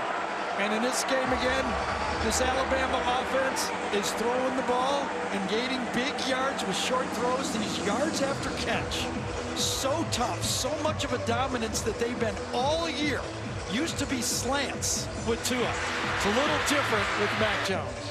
Mac Jones has seen 2 touchdown passes that he did not see until he looked up on the Jumbotron because he was on his back both times. But Waddle, even though Derrick Brown, an effort to get to the quarterback, not enough on it. Yes, guys, I can't get there any faster than that. I'm sorry. And, you know, now the question for Alabama coming into this game, when the committee looks at them, they're saying, will their offense work? It's working. It's starting to work.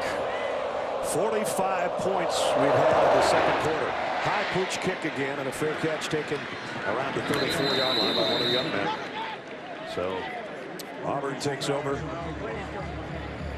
Mac Jones' numbers are pretty impressive. 14 of 19, 2 touchdowns, and an interception return for a score.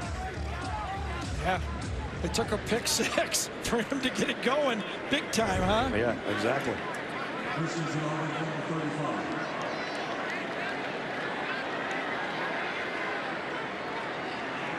33 seconds, no timeouts for Auburn, though. Keep in mind, after they had to take 2 almost back-to-back on that last drive to get the touchdown that they did get.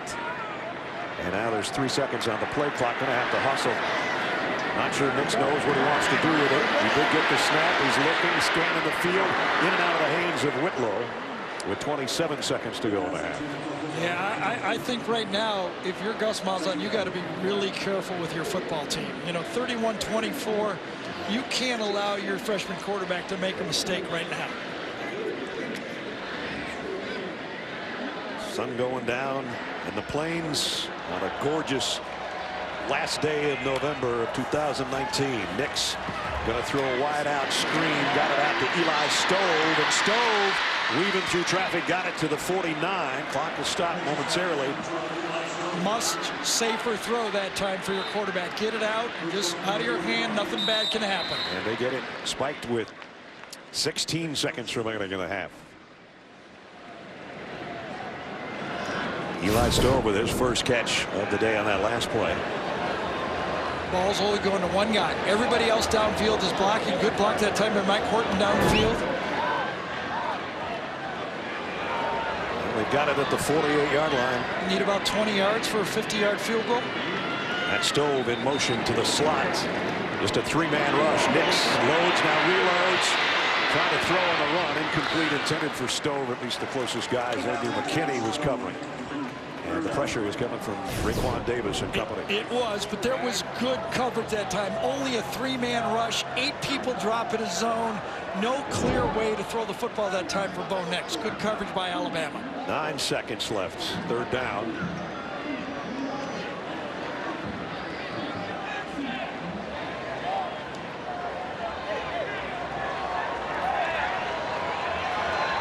Hastings in motion. Maybe time for 2 plays here should they get a completion. 3rd and 10. You're going to have to hurry to get it to Whitlow. Whitlow blockers in front. Ruby Whitlow weaving through traffic. Got to get down. Time's going to run out. It is. Even if there was 1 second, there wouldn't be enough time to snap the ball and put it down. Well, Gus Malzahn wants that 1 second. Holding up one finger and looking for it. You could not ground the ball with 1 second. And they don't have any timeouts, remember, because they used to almost on back-to-back plays earlier.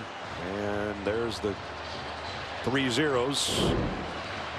And they're still waiting right now to take a look at this, but apparently it is halftime or not. We don't know for sure. Now, could they try the field goal with 1 second to go?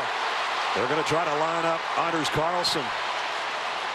This is a crazy way to finish things, but we've seen just about everything already. Now, the previous play is under review. So the play's under review. 2, 1. Can't see in all that pile of humanity. You can't tell when it was stopped. There might be a second There left. might be.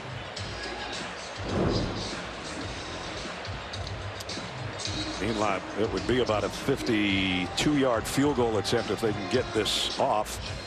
Nick was almost over to talk to Jamie Erdahl. He's back on the sideline to put his headset back on. And Gus Malzahn is debating. He says there should be 2 seconds left. Well, they only need 1. We've been here That's before. Right. Yeah, trust me. That was 6 years ago with you and Cronin. After further review, there's 1 second remaining on the clock. After the ball is set, the clock will start on the ready for play signal. So again, there's the look. They put 1 second back, and we go back to live action. Yep, the 6th anniversary of the 1 second play. But Anders Carlson hit this from deep. Yeah, and you cannot spike it. The field goal question. His career long is 53 last year. Gene Steratore, our rules official, as Nick Saban still having some words about, wait a minute, I don't know about this second thing. You know, Brad and Gary, I think this is the best scenario Auburn could have possibly hoped for, because if they would have stopped that clock with 1 second, as you guys had said correctly, we couldn't have a spike, and the chances of getting a playoff would be slim to none. But in this situation, because replay gets involved and adds this second, now we do have a chance to put the field goal team on the field. And now the referee will blow the ball ready for play, but I would assume that he'll have that offense in a set position to get that snap off within the second. So fair to say, Gene, without replay, they couldn't have got the playoff. Exactly. Anders Carlson with a second to go to try to draw Auburn 3 points closer. There's the whistle. There's a snap. The kick is on the way, and the kick is good. There's a flag down.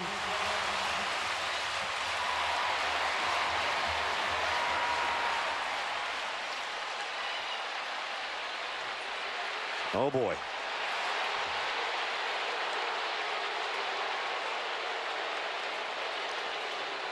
Well, I'm sure Auburn will decline well, it. Yeah, that's running to the kicker. Defense. That penalty is declined. Field goal's good.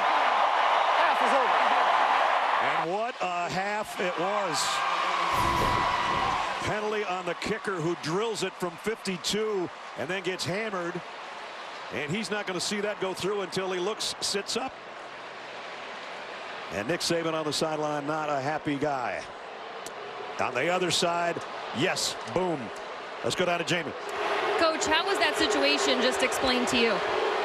Well, they said there was 1 second on the clock, but it's a live clock, so if they stop the clock, there's no way they could snap it and kick it in 1 second. If you clock the ball, you got to have 3 seconds to do it. So I don't get it, but it is what it is. We just have to keep playing.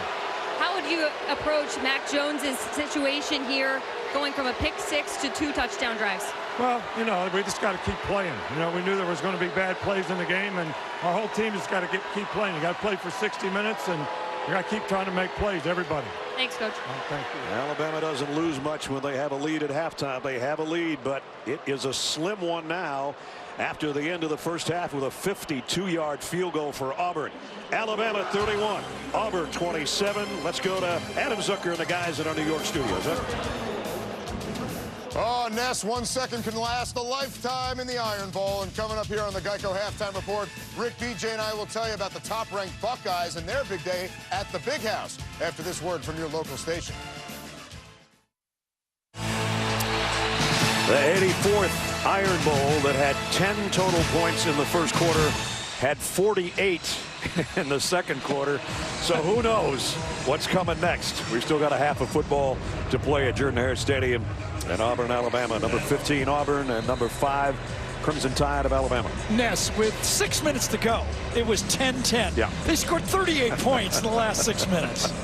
5 touchdowns and a field goal. Yeah, and the last 3 were kind of controversial, and we'll go back to that in a second. After Wisconsin, who hit a 52-yard field goal with 1 second remaining, kicks off, and look out for Jalen Waddle from the goal line. This time, nothing.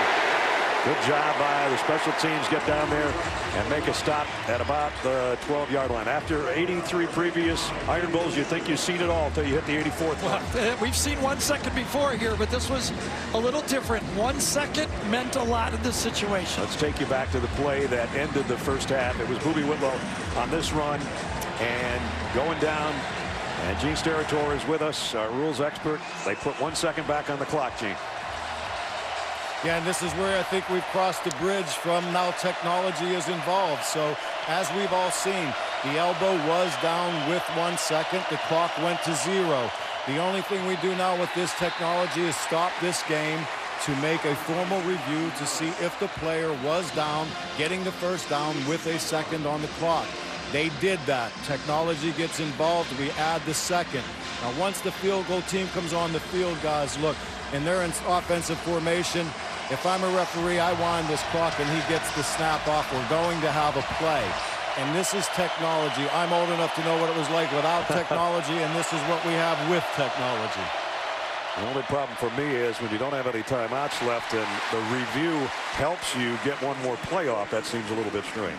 You know, for me in this one, it was kind of a bad break for Alabama that the clock didn't get properly handled. But it's a bad break. That's the rule. You put the 1 second back on, you're allowed to get your team out there. He made the kick. That's the way it goes. And like Nick told Jamie going to the locker room, we just got to keep playing anyway. What's the difference? Yep. And play on we do, and it's 3rd down and 11.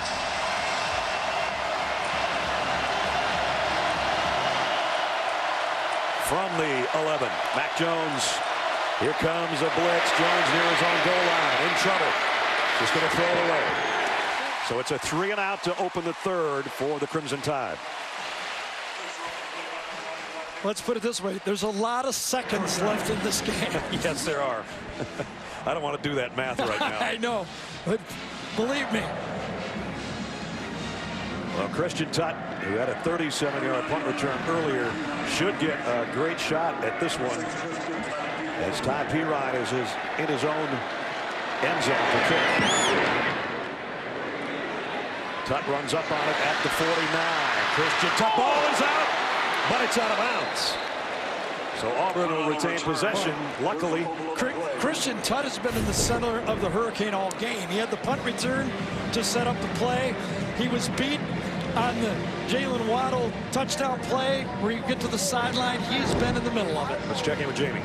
First thing Gus Malzahn said to me coming out of the locker room is we're running short on wide receivers. So here's what's going on. Anthony Schwartz is out of the game for Auburn. Eli Stove was still in the locker room receiving an IV after that first half. And Matthew Hill, he thinks is unavailable. At that point, he just doesn't know what he has in his offensive his set.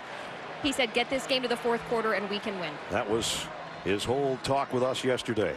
We were in it at halftime last year and we let it slip away. Can't let that happen again this year. They'll keep it on the ground at DJ Williams. And as we take a look at the first half game trends, Bo Nix started cold, warmed up with a touchdown pass. Mac Jones had one returned for a score, but hung in there to throw two. And Jalen Waddle has been sensational. As a return man and a receiver. We opened up the broadcast with the kicking game being a possibility to be the difference, and Jalen Waddle has been a star in this game. Second down and 6. In Alabama territory at the 37. DJ Williams, short game, maybe a yard. And Raekwon Davis again in on the mix on the tackle. Well, in the 2 wins for head coach Gus Malzahn against Alabama, his team average rushed for 232 yards. In the 4 losses, only 115 yards a game. You can see as he gets into this game, they rush for 72 yards. He can sense, especially what Jamie said, injuries to wide receiver. He needs the running game. Right now it's an empty backfield for Bo Nix on 3rd down and 4. Bo with a quick throw in and out of the hands of his intended receiver, Whitlow. You got to make that catch. Whitlow had the fumble. He was upset with himself, and now he's got the perfect pass coming over the middle. When he drops it, Canella kind of got a little of a rub on the play and opened them up wide open for can't throw it any better than that. Well, Anders Carlson is going to try another field goal. This is going to be deeper than the one he hit right before halftime. His career long is 53. This is going to be close to 55. 54-yard field goal attempt. Could he hit another long bomb? Jump offside.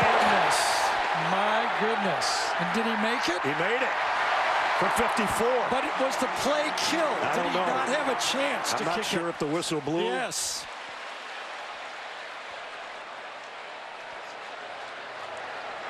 They're going to tell Gus Malzahn. I think it'll be a first down, won't it? I think it's less than 5 yards. Yeah, yes. it was 4th and 4. Offside, defense number 7. A 5-yard penalty will result in a first down. Trayvon Diggs dodged one at the end of the half when he ran into the kicker with no time to go. He isn't dodging this one. He jumps off. He's at the bottom of the screen right here. Watch him jump off, and that's the penalty and the first down. Now you just don't want to make any mistakes and take 3 points off the board. Well, did the kick count? Or did they blow it early and the kick wasn't even, no kick? All I know it was good. Yes, it was good. First down at the 31. Stove in motion. They're going to throw it to him out in the flats. Eli Stove to the 25.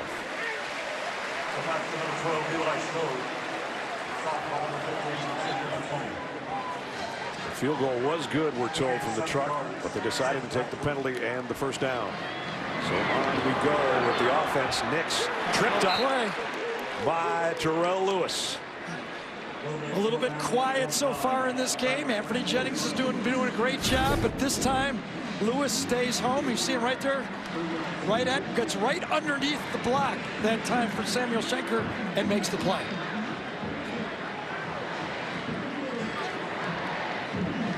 Gus Malzahn told us yesterday, don't be surprised if Bo Nix carries it 10 to 15 times, 5 times so far, but a loss on that play to the 25, and now the throw is too low out in the flat. It was called incomplete. Not a backward pass. Joyner was the guy that Bo Nix was aiming a pass at in the late stages against Georgia. Yeah. He threw it behind him. This one he threw it too low for him. Right. 4th down play against Georgia that everybody thought would have been a first down play. Right. Now this is where you go back and you say, Anders, you hit from 54. We took the first down. We're going to try a shorter one. Can you please make this one too? They'll try from 43. This is pretty ironic if he misses this, isn't it?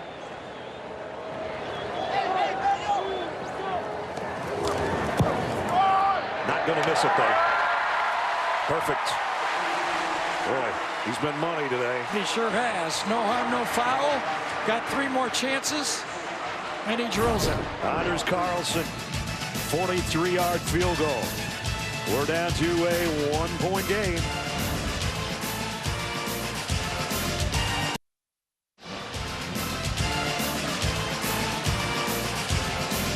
From the Bear to a Heisman winner and Pat Sullivan and 83 previous Iron Bowls, number 84 is a dandy in progress, 31-30.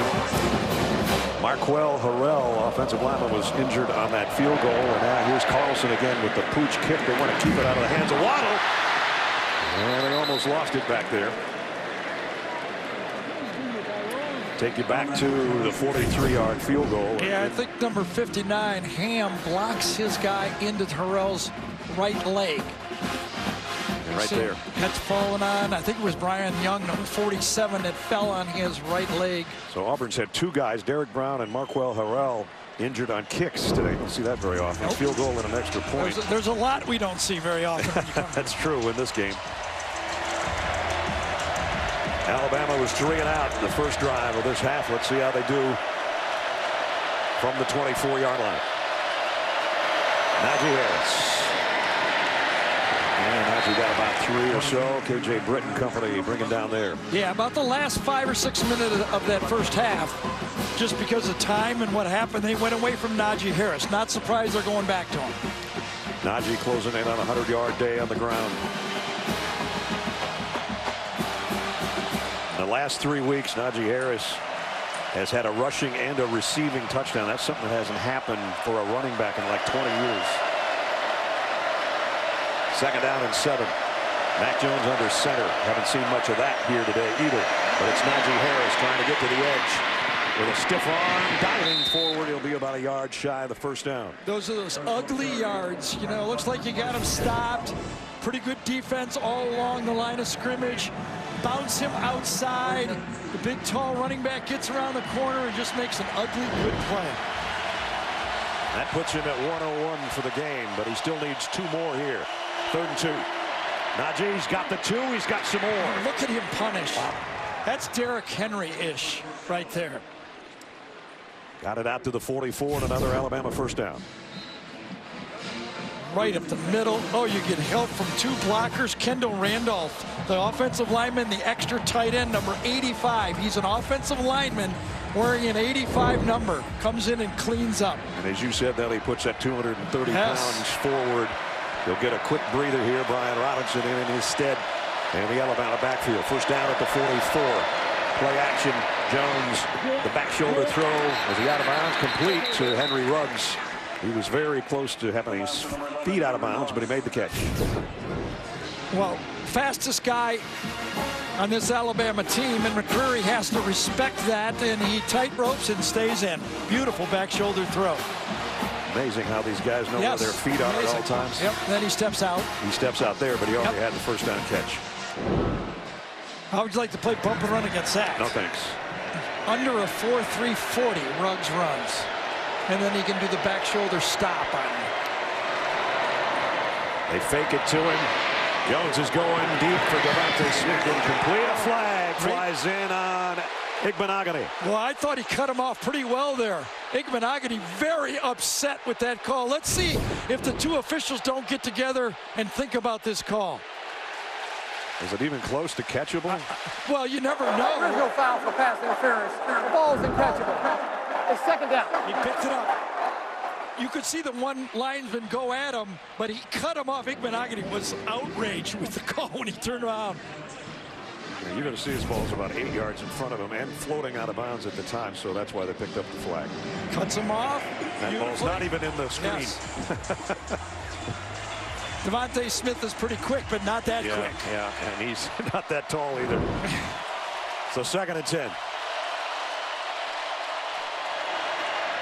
Jerry Jeudy out in the flat.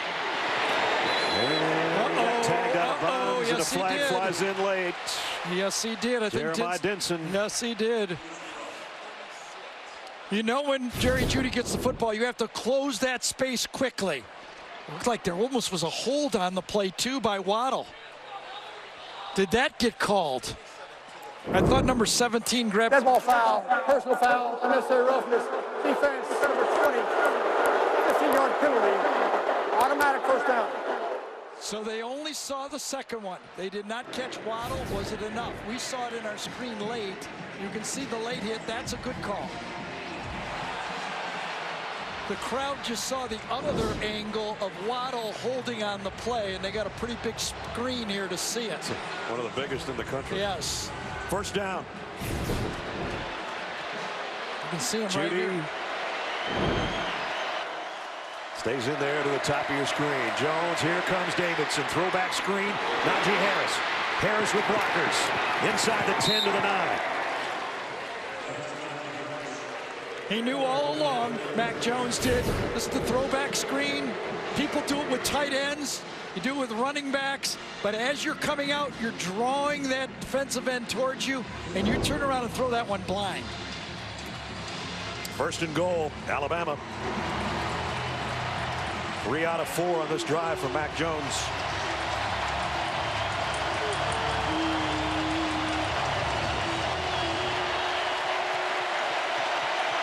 Smith, Jeudy, and Waddle all in tight, the receivers, and Tennyson the tight end, but it's going to be number 22, and might have gotten a yard. Zacoby McClain hanging on for dear life. He did. He came right around the corner, unblocked, and just played run all the way on that one. Linebacker lined up. There were 11 men at basically the defense was within 1.5 yards of the line of scrimmage. Now let's see if Alabama will spread those wideouts wider. Kevin Steele said the receiver who's best off the line of scrimmage is Devontae Smith, number 6. Nobody's bumping running him. Jones steps up. He's going to run it. And he goes down at the 5. It'll be 3rd and goal. Made that decision in a hurry. And got what he could and got down. I think he wanted to go to Smith that time. They double covered him. He saw it right away and got out of the play and made something positive happen. Good decision by Mac Jones. 3rd down and goal. So does Auburn put pressure on Mac Jones here? Crowd is trying to put pressure on Mac Jones here. Waddle in motion. Jones looking back the other way. Lobs to the end zone. Flag down. Devontae Smith, the intended receiver, and we're going to have a penalty. Yeah, it was early holding on the play. Grabbed him early in the play, and he's going to get called on it. Watch the grab coming off the line of scrimmage on Smith. Remember, we just said that's the guy Kevin Smith said has the best off the line of scrimmage, and he won at the line of scrimmage. Javaris Davis is going to be penalized here as Ken Williamson will make the announcement for us in a second. I asked Kevin Steele, who's the Holding best? on the defense, number 13. That penalty will be declined. Personal foul, roughing the passer, contact to the head. Defense, number 3. Half the distance to the goal. Automatic first down. Well, Marlon Davidson. So we're looking at holding, and well, he got his face mask there at the end.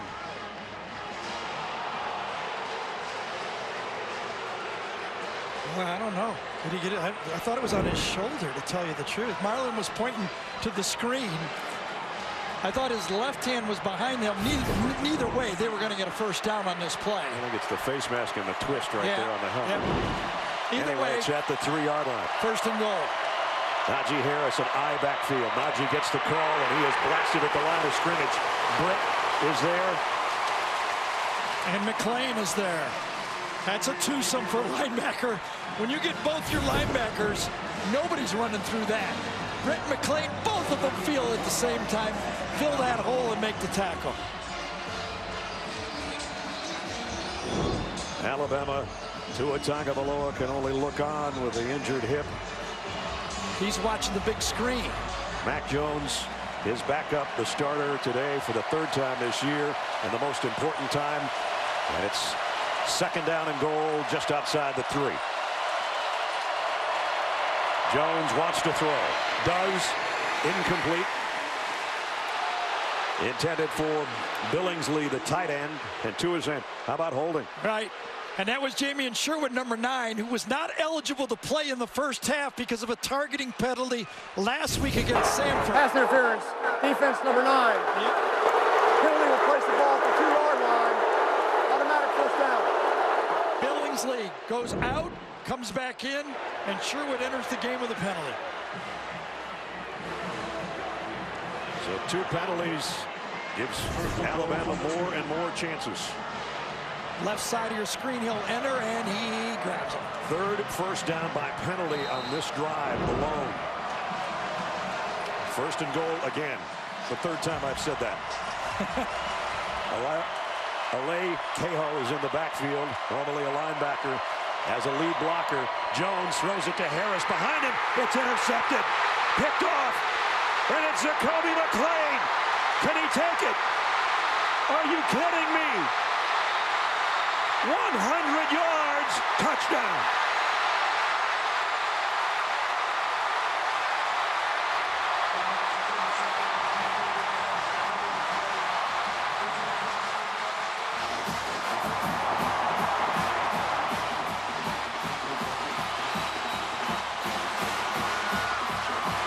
Can we see any more? I think this hit Najee Harris in the back and bounced to McClain. It did. Heavy pressure on Mac Jones. He tried to get rid of it. It was a half-yard short, and a half-yard short cost him a 100-yard interception. Jacoby McClain, as they're going to take a look at a replay of this, I guess that was on 1st and goal from the 2-yard line. As you said, the 3rd opportunity. Pressure in his face to start with. Has to throw it, picks a spot. It bounces off of Najee Harris for the pick 6. The 2nd one we've had in this game. Jacoby McClain, sophomore out of Valdosta, Georgia, thinks that he almost ran all the way to Valdosta. And he dropped the ball after he went past the line, but not by much.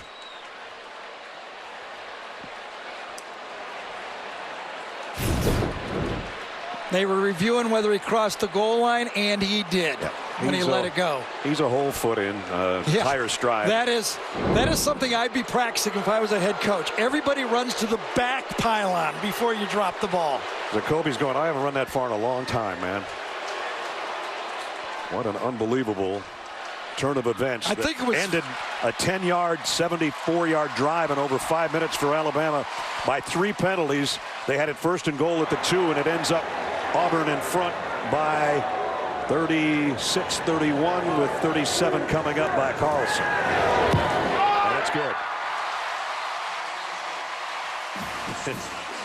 I think it's Big Cat Bryant, number 1, who puts the pressure on coming from the outside. Has to get rid of it. Najee tries to make the backhand catch. And then coming right at you.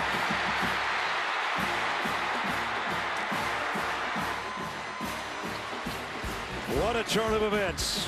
I don't think you want to go anywhere. We still got about 21.5 minutes of football left in the Iron Bowl. Ends would begin. The Home Depot SEC on CBS is sponsored by Ford, Chick-fil-A, the Home Depot, and by Allstate. Auburn has scored the last 13 points. First time with 2 interception returns. Touchdowns against Alabama. Well, I was in short pants. It's a long time ago. Here's a pooch kick again. And it's fielded. Not fair caught apparently by Latou, the tight end. And that's pretty good field position. It is, and give those yardage in that field position to number 17. He doesn't run it out there, but the threat of that kickoff return gives Alabama great field position.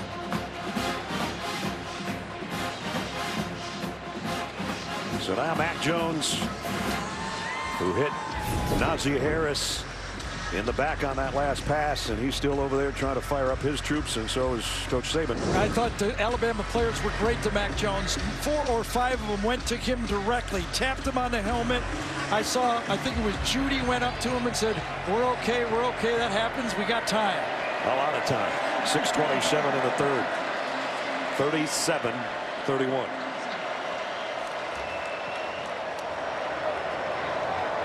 First down as Alabama is going to work right around the 37-yard line.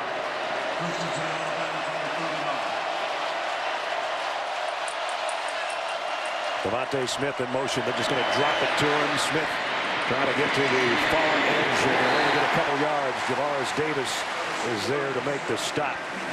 Amazon Music brings you today's Scholar Athletes. Terrell Lewis for Alabama, and Anders Carlson, who's been big with his right foot today for Auburn.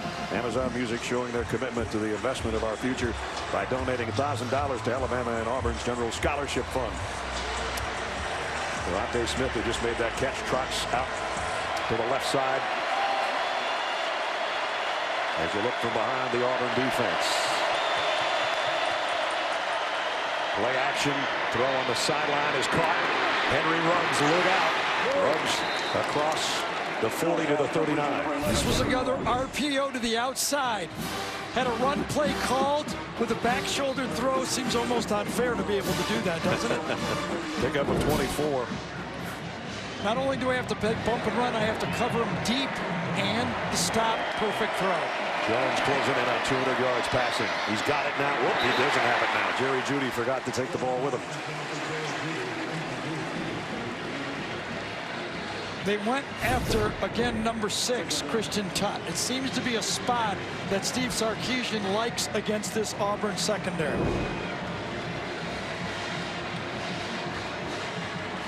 So second down and 10 at the 38. Alabama's had it twice as long as Auburn today, but they're behind.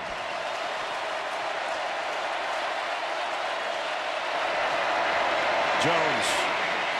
Nick Coe applying pressure down the middle to Devontae Smith. He's down to the 12-yard line. Play action pass with plenty of time. That time Mac Jones was able to step up in the pocket twice. Watch, up again, stay with it, and hit a wide open crossing route. Easiest pass to complete for a quarterback.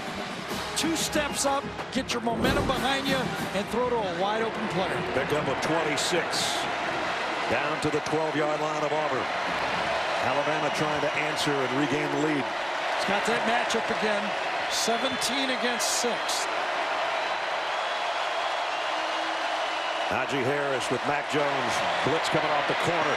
Throws to the corner of the end zone. Waddle. Touchdown. Jalen Waddle. 3rd time he's been in the end zone today. Well, Sark saw what I saw. He's got a guy out there that he thinks has got a good matchup. It's like basketball or anything else. He thinks number 6 can't cover this guy, and he can't. And a perfect throw from Mac Jones. What a day this kid's having. Wow. Got to give credit for Mac Jones. 2 pick sixes, and he's come back after both of them to throw touchdowns. An all-important point after for Bullivus to break the tie, and he does. Seesawing back and forth at Jordan-Hare Stadium. Mac Jones has thrown a couple that ended up going the other way, but he's keeping his team alive by hitting guys when he has to. 63-yard drive in 5 plays. Waddle in the end zone again, and the tide flows back in front.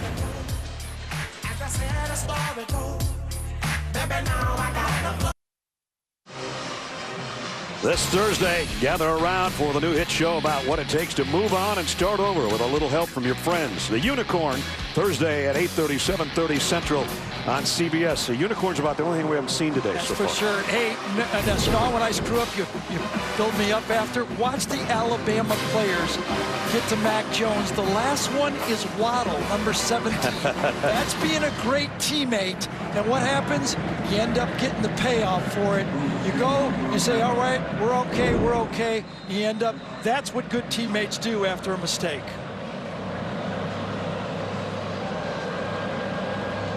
38-37. You do that to me all the time. I try. Kick to the 2-yard line. Igbenogany. And Noah gets out to about the 25. Jalen Waddle today. He needs to rest over there. Well, and they're not even kicking off to him. No. Okay, so his numbers are amazing. 202 yards in this football game already, and what an impact. With and without the football. He changed the game against Texas A&M with his punt returns. He did. Today he's changed it just about every way you can. So now Bo Nix goes back to work. We're getting there, folks. We've got a long ways to go. Little hesitation, and now Whitlow into the secondary for Booby Whitlow. Yep, and that's his patented spin right there. When Whitlow is healthy, that's how he finishes off runs. He had 61 yards in this game a year ago against Alabama. Gets into the second. Watch that spin. Right there at the end. Right there. Yep. That helped him get some more yardage out of a 17-yard run out to the 43. Joyner now comes in to the lineup for Auburn. On a first down. In the pistol set, Bo Nix pointing things out. He's got Hastings over in the slot. And they keep it on the ground. That is one tough yard right there. Listen, Gus has made his mark playing fast football, but he knew in this game he was going to have to use it very judiciously. His defense is gassed. They're having trouble getting stops. He wanted to go fast there, but he slowed him down. He went no huddle, but he used the clock as long as he could. He's got a defense that can't get any stops. He's got to give him some help with some time off the clock. Whitlow got a breather after that 17-yard run, and now he's right back in there. They fake the end around a Stove. Nix loads it, fires on the run, complete, and the ball is out. Maybe it's incomplete. Seth Williams, and they're going to say incomplete. Was he bobbling it all the way? Should have been caught. And for Auburn, fortunate that he bobbled it. Let's see if he catches it. Yeah. Was never really in there, I don't think. Hit him in the hands, and then McKinney immediately there. Can't tell in either one of those whether he was bobbling it or not from those two looks. McKinney trying to do the strip thing at the end. At any rate, it's incomplete. It's 3rd and 9. They have to get in Alabama territory at the 47 for a first down. Here comes Darrell Lewis and Jennings, and Nix double pumps. Throws late and incomplete. Uh-oh, might be a 15-yard penalty. It's Whitlow. Oh, he smacked Barlow on the head and did not get called for it. Now we got flags all over the place. Second guy that swings usually gets called. Barmore and Whitlow were the two involved in this little dust up. Fracas I was going to use. Here's the call. After the play was over, unsportsmanlike conduct, offense number 28, defense number 33. Those fouls will offset, the penalties will cancel. The down will count. It's now 4th down. That's the first unsportsmanlike conduct foul for both players. Really like the call there by the official. Both guys reacted. Both guys had a personal foul, and that's a way not to make an impact on the game. And both guys are on notice. Don't get another one or you're gone. Barmore reacted way late, and that could have been 15 more yards for his football team because Whitlow hit him early. So as it is, it's 4th down in a punting situation. Doesn't seem like we had a punt in a while. Well, number 17 is going to be the guy that catches it. Sipos is just saying, where's number 17 so I can kick it as far away from him as possible. And you see where number 17 is, flanked over outside the hash mark on the near side. Now he runs to the other side. Auburn changed the direction, so he anticipated it. And it went right down the middle, actually. Takes a high hop. They're going to down it around the 7 is where the beanbag came in. I think they're going to move it out closer to the 8 or 9. But well done by the punter to keep it from number 17. We'll be right back.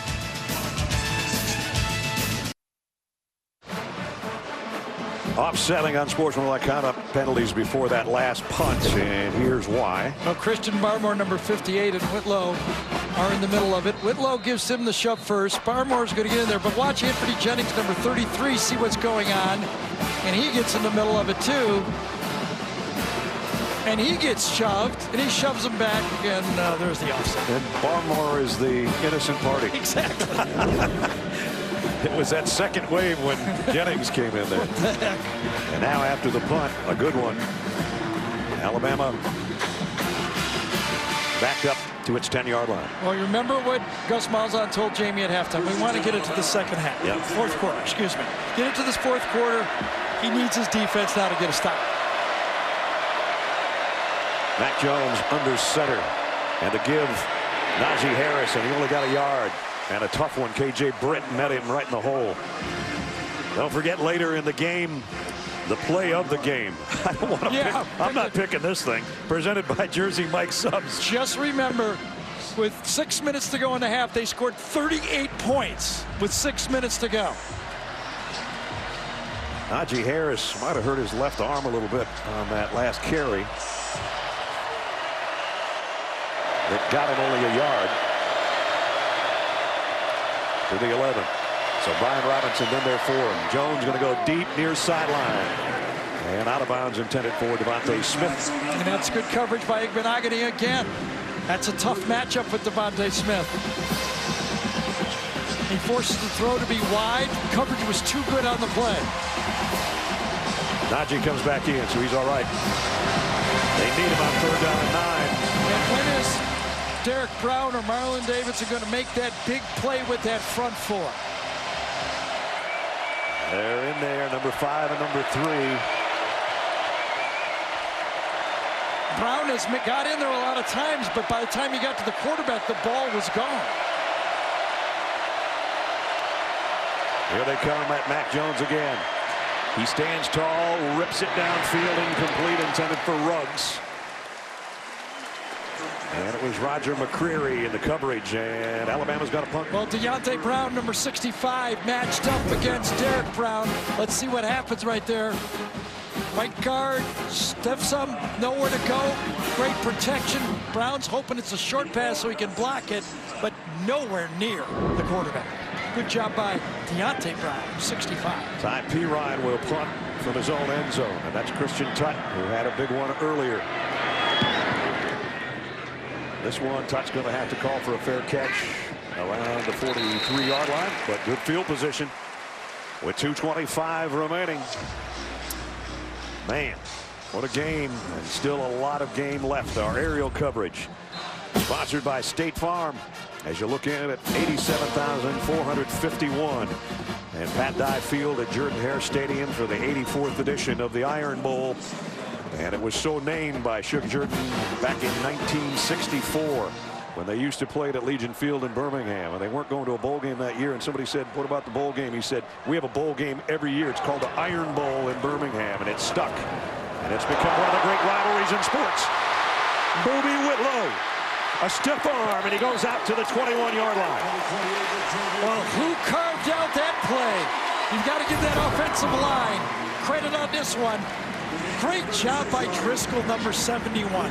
He comes down in the double team, and then he fits the linebacker to get that crease. 22-yard pickup. I mean, rather a 36-yard pickup to the 22, and then one more. And Auburn went hurry up, ran the same play, and nothing. You know, Alabama knows what's coming.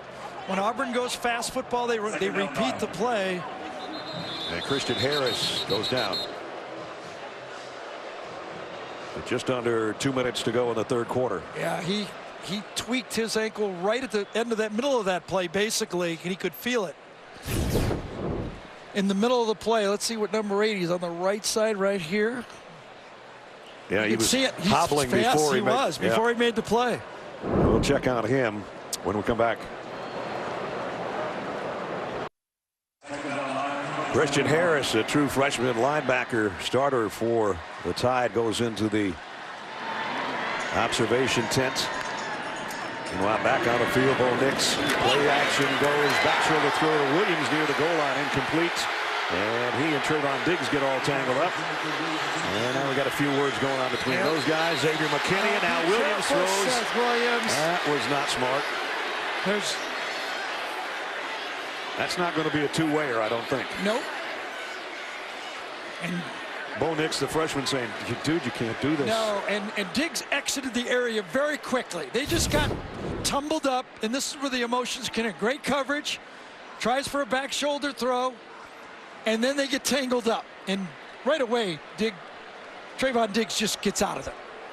But Seth Williams gets a little frustrated as he walks, as he's trying to get it, and Seth Williams gets frustrated with that act. I don't think he was doing that on purpose. And now Diggs gets out of the way, and here comes Xavier McKinney, and Seth Williams says, Xavier. After the play was over, unsportsmanlike conduct, offense number 18, 15-yard penalty for previous spot.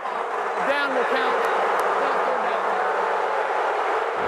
Well, the crowd is going to boo, but that's the right call. I thought Terrell Lewis came over with a little bit of talk, and that was what set off. Well, the first half of the set off was that. McKinney's there, and then number 24, Lewis, comes over, and that leads to one more ill-advised punch. Well, we told you Seth was an Alabama fan when he was young. Certainly not an Alabama fan right now. Out of Cottondale, Alabama. Empty backfield for Bo Nix. It's third down and a whole bunch. They got to get all the way down here to the 13-yard line to pick up a first down. Going to throw a little quick screen to Eli Stove. And Stove gets positive yardage, which will give Anders Carlson a lot better shot at another field goal. I thought that was a great call again. Young quarterback. You're in the football game, a one-point game. Get the opportunity to get 3 points on the board. And Anders has been doing that with regularity today. He's 3 for 3, 43, 52, 43. We'll change this one a little bit up for him and call it 44. And they took a 54-yarder off. That's right. Yep. From 44, Anders Carlson to try to give Auburn the lead back. And this one just stays in there. And it's good. Woo. That was close. Well, 1 second, 1 foot. It's close. It was that close, but it's good. And it's 40-38. Auburn. 49 seconds remaining in another wild quarter. Auburn, a 32-yard drive in 5 plays to get that 44-yard field goal from Anders Carlson, who's got it teed up, and I assume is going to pooch another kick here to try to keep it away from Jalen Waddle. Nope, he's going to kick away this time. And backpedaling is Trayvon Diggs, and he slips down. I'm pretty sure his knee touched, and he knows it. So all different styles of kicks. They tried to kick it out of the end zone, pooched it, and this one placed it, and he's down on the 10-yard line. We saw that. They're going to move that ball back to the 10. They have to. They right now have it at the 17, but as I said, he slipped and his knee hit at the 10. Yeah, at least 90,000 people saw that one. Yeah. Here in the stadium. Well, what's at stake other than bragging rights for the Iron Bowl? Keep in mind, Alabama's in the 5 spot. Trying to make the college football playoff. They've done it twice before without winning the championship. They have no idea what the committee will think. They got to win the game first before they think about anything else. And right now they're behind. Waddle in motion. They fake it to him. Jones scrambles up, climbs the pocket, and throws across the middle on the run. Henry runs. And Ruggs out near the 45-yard line. You get the feeling that Mac Jones is really getting the feel of this football game. The more snaps he takes, the more comfortable he is feeling the rush, keeping his eyes up the field. Mac Jones has done his job in this football game. He's had a couple tough plays. The first pick 6, yes. The second one, just one of those deals sometimes. Now back to Najee Harris. Harris again dragging would-be tacklers with him. Another strong run. He's well over 100 yards on the day. You know, and also what's unfolding here as we enter the 4th quarter, this Auburn defense is already faced, as we look at Daniel Thomas, 62 plays. They're on a pace for plus 80 plays in this game. The defensive line gets tired, you never get the gas back. Those big guys never get it going again. Daniel Thomas, who's involved on that tackle, still down, one of the senior captains out of Montgomery. Part of a really, really talented secondary for Auburn. And here comes 230 pounds of Najee Harris. Jeez. Thomas felt the impact right there. Remember when we were in Tuscaloosa early in the year and they were a little bit frustrated with Najee Harris not running the spots. He wasn't hitting his spots and trusting his blocking. I think he's figured it out pretty well. They said he lost his stinger. I think the stinger is back in the last couple months. And there's Najee on the sideline.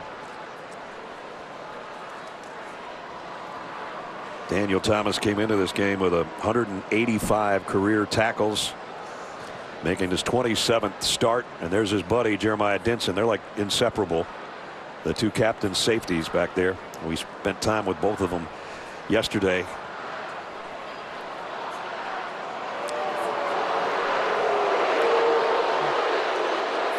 Three seconds remaining as Gus Malzahn comes out to have a look at his defensive captain.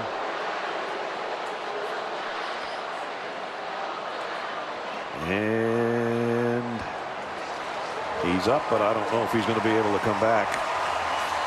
The left leg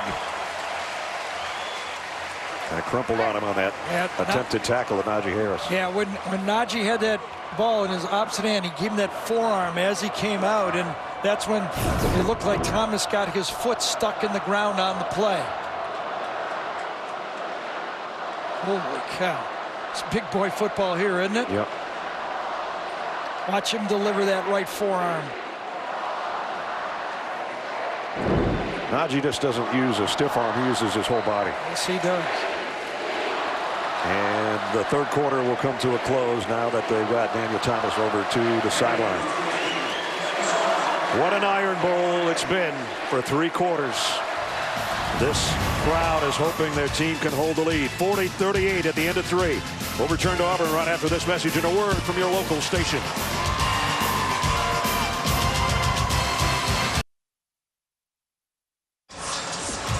Second most points in Iron Bowl history combined between the two teams, and we've still got 15 minutes to go. We start the fourth quarter. Auburn clinging to a lead at home. 86,000 are here. 186,000 will say they were here when this one's over, probably. And we start the fourth with Alabama with a flea flicker coming up. Mac Jones going deep. Incomplete. Double coverage back there. Henry Ruggs was the intended receiver. And we welcome you back, Brad Nessler, Gary Danielson. Partner, we've seen a little bit of everything. You got a quarter left in you? I do, but the last time in the second quarter, 48 points. Yeah. So we have 48 points possible still in this fourth quarter. What do you think? Last team that has the ball? It could be, but I will say this. Both quarterbacks feel like they're getting the feel of the game, especially Mac Jones. He seems to have earned the respect of his play caller right now, Steve Sarkisian. Third down and a big one here early in the fourth quarter. Mac Jones snap seemed a little bit late and a flag down.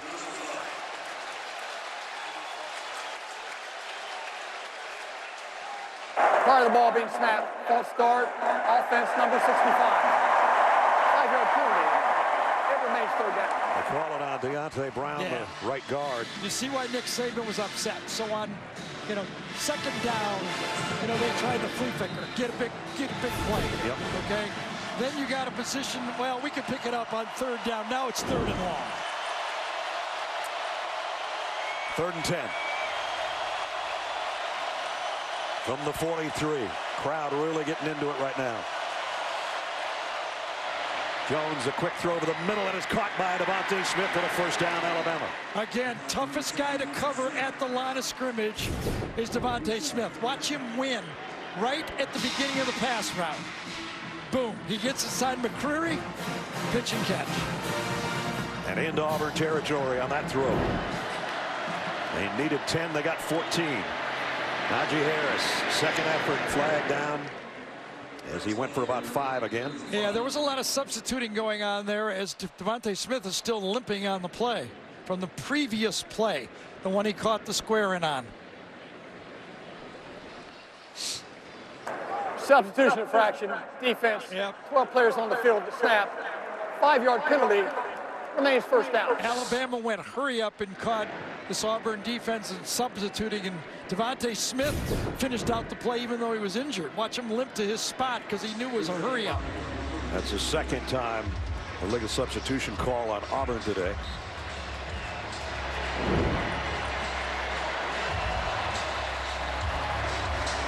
So that takes one of the weapons out, at least for this play.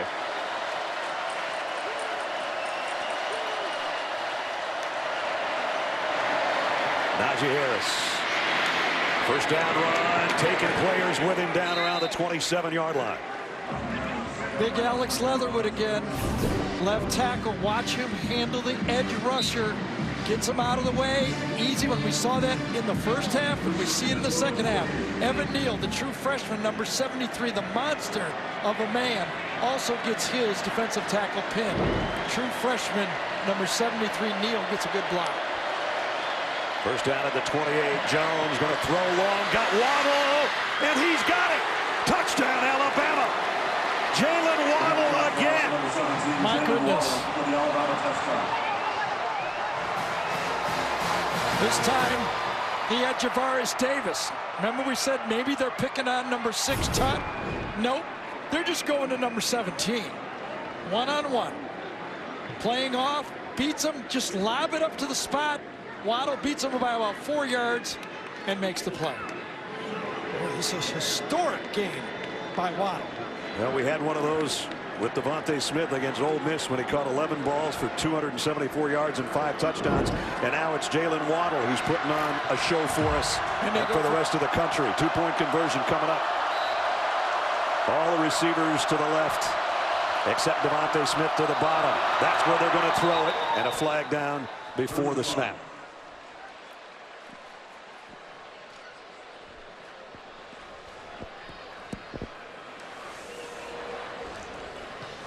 Prior to the snap, false start, offense number 74. 5-yard penalty, replay the try. They'll probably kick the extra point now to make it the 5-point game. You understand why they go for 6, but by moving it back, they probably go extra point. One-on-one. Whistle dead. Smith didn't even go off for the pass. And so Bulovas comes out to try the point after. Try to give Alabama a 5-point lead. Mac Jones is the holder.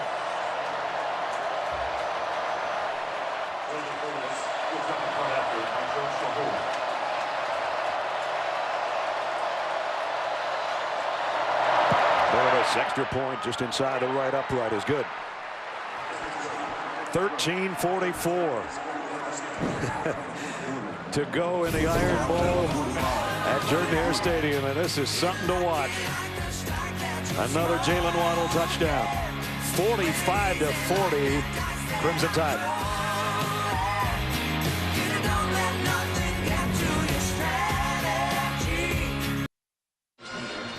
Now it's time for our ExxonMobil game recap of the 84th Iron Bowl here at Jordan-Hare Stadium on Senior Day. Derek Brown is this little boy out there, and boy, what a game it has been. Smoke Monday with an interception of an errant pass, 29 yards for an Auburn touchdown. One of 2 pick sixes today. But Jalen Waddle, keep that name in your mind a little bit because he weaves his way 98 yards on a kickoff return for a touchdown. Waddle, baby Waddle for sure. Mac Jones trying to get one to Najee Harris, picked off by Zacoby McClain, and Zacoby takes it about as far. He hasn't run that far in practice. Coast to coast, 100 yards, a second pick 6 for Auburn today. And we're just getting started. Mac Jones, the throw complete to, you guessed it, Jalen Waddle on his way. Nobody can catch him on the far sideline because of that blazing speed. And then Mac Jones, another touchdown pass off his back foot. Waddle with a jump ball in the end zone. And I guess that's where we are right now, right? 45-40. I'll tell you right now, if you're an Alabama player, getting through this game, no matter how it ends, they've made a big statement here. This many points against this Auburn defense. Yeah. We called it a Ferrari offense. Mac Jones is driving the Ferrari. Here's the high short kick taken at the 21 by Sean Shivers, and nice job on the special teams to get down there and make the tackle with Jalen Moody. So catch your breath. Auburn back on offense. Open field tackle, left arm, and spins around for the tackle. What a play. Moody is inside linebacker and special teams player, and his left knee came down. Quarterback numbers today. They're not going to forget Mac Jones very soon after what he's done today. And now it's Bo Nix's turn. Whitlow comes to Joan Boyd. Joan Boyd in the backfield, but Nix keeps it himself. And Bo Nix, nice run, 15 yards or so, and a first down, Auburn. Number 47, John Samuel Shanker, comes around the corner. They've been doing it every time. Every time he hands off, the back end of the handoff up the middle is this play. It's his option to keep it when he wants to. He did get 15. As we said, they scored 48 in the second quarter. No reason they can't do 48 in this quarter. Let's see. First and 10 from the 38-yard line.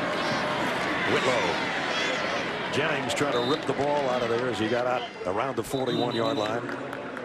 Ale Kehoe also in on the stop from his linebacker position. 2 minutes into the fourth quarter, and Alabama, number 5 team in the country by 5. Trying to win their 11th game and stay in the college football playoff picture. Auburn trying to go to 9-3. Their only losses to all top 10 teams this year. Nix, trouble coming, got away from it. Little flip to Shivers, who's got it down the sideline. Wait a minute, there's a flag down. Yeah, I think they're going to get. Is it roughing the passer after the throw? Got hit to the head, as Nix is saying. Personal foul, roughing the passer, defense number 35. A 15-yard penalty will be enforced from end of the run and includes an automatic first down. The freshman linebacker with the call. Oh man, he's running outside the pocket. He gives him a shove. I don't know.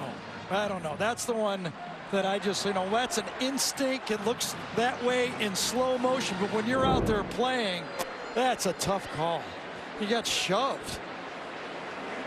Well, that puts him in Alabama territory. Just think about this. Just a play earlier, he gained 15 yards on a similar type, rollout to that left side. And now it's a wildcat for Whitlow. And only got a couple. Jennings and Phil Mathis holding on to Whitlow. The ball was incomplete on the previous play. I was wondering about the play itself. There was, he bobbled it, and he was out of bounds when he finally found the handle. That's why there was a penalty, and the play didn't continue. Good job by our guys to spot that, because I didn't. So that, the players are right on that line right there for us on the near sideline. 2nd and 8. So the penalty gives them the first down. Whitlow, little hesitation, and powers his way to the 38-yard line. Raekwon Davis gets up off one knee after making the initial contact. And important to give that Auburn defense some snaps on the sideline. Auburn being able to run the ball just a little bit, got the quarterback involved, stay in the game, methodically make a few first downs. Big third down play here. They're 3 for 10 in the game. This one's manageable, 3rd and 5. And then go with the sugar huddle about 2 yards from the line of scrimmage, which is the 38 of Alabama. And it's Nix under center. They fake the end around. Nix might just run with it. No, he's going to throw, and he's got his man. And it's Seth Williams for the first down. Well, how about that patience? Because a young player, you would think in that 3rd and 5, his instincts would say, I'm just going to run this. But he patiently waited for his second guy to come across and make the easy throw. So Williams with a catch on the crossing route and a first down. In the 3 losses, Auburn was 12 for 50, 24% on 3rd down. In this game, they're 4 for 10. So that's the down that they need to make to keep these drives going. Whitlow, 1 yard, and that's about it. That was a tough one. Anthony Jennings in on another tackle.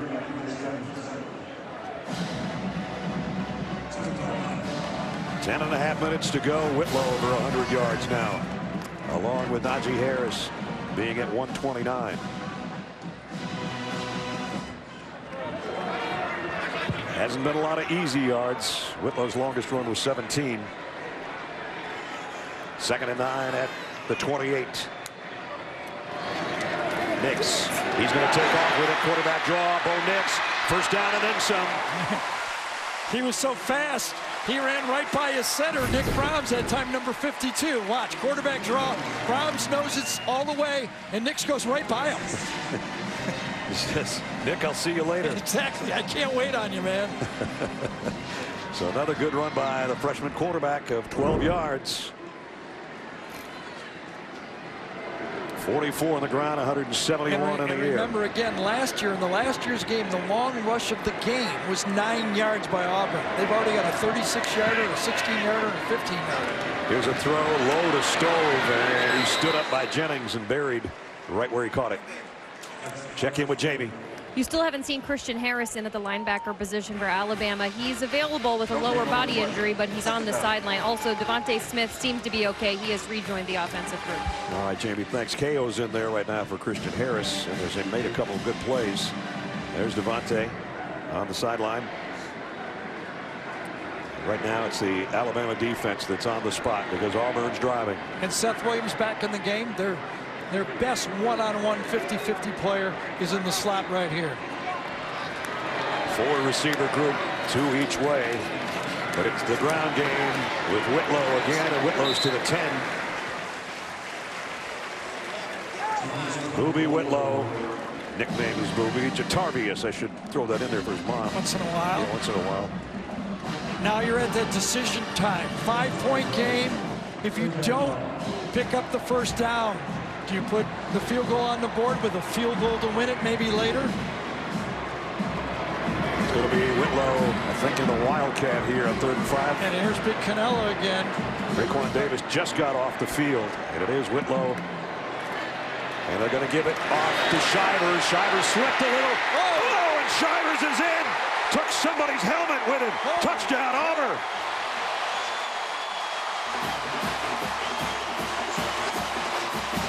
There's a Gus Malzahn called play. Absolutely. Shivers on the jet sweep, and he hit the retro jets on that one, didn't he? McKinney comes up, one of the best tacklers we have in this conference, and the smallest Shivers puts the jets on. Whitlow, Wildcat, boom. There it is. And the touchdown to cap it from Pylon Cam.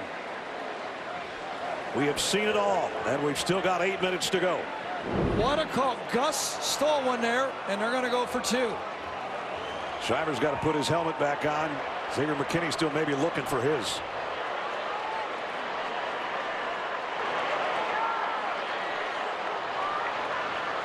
Stove in motion across the field on a 2-point attempt. Bonitz throws, got his man, it's in for 2. And it's Shedrick Jackson.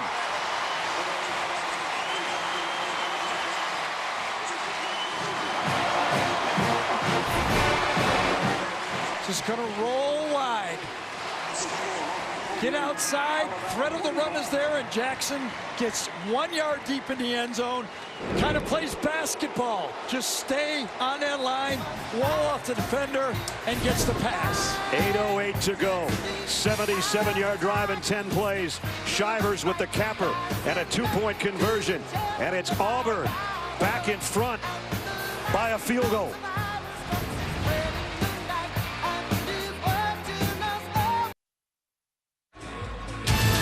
The Home Depot SEC on CBS is sponsored by Verizon,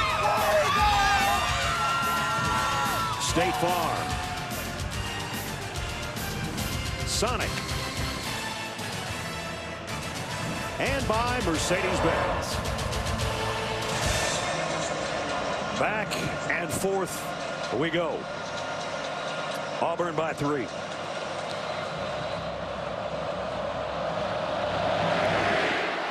Carlson, the high short kick again.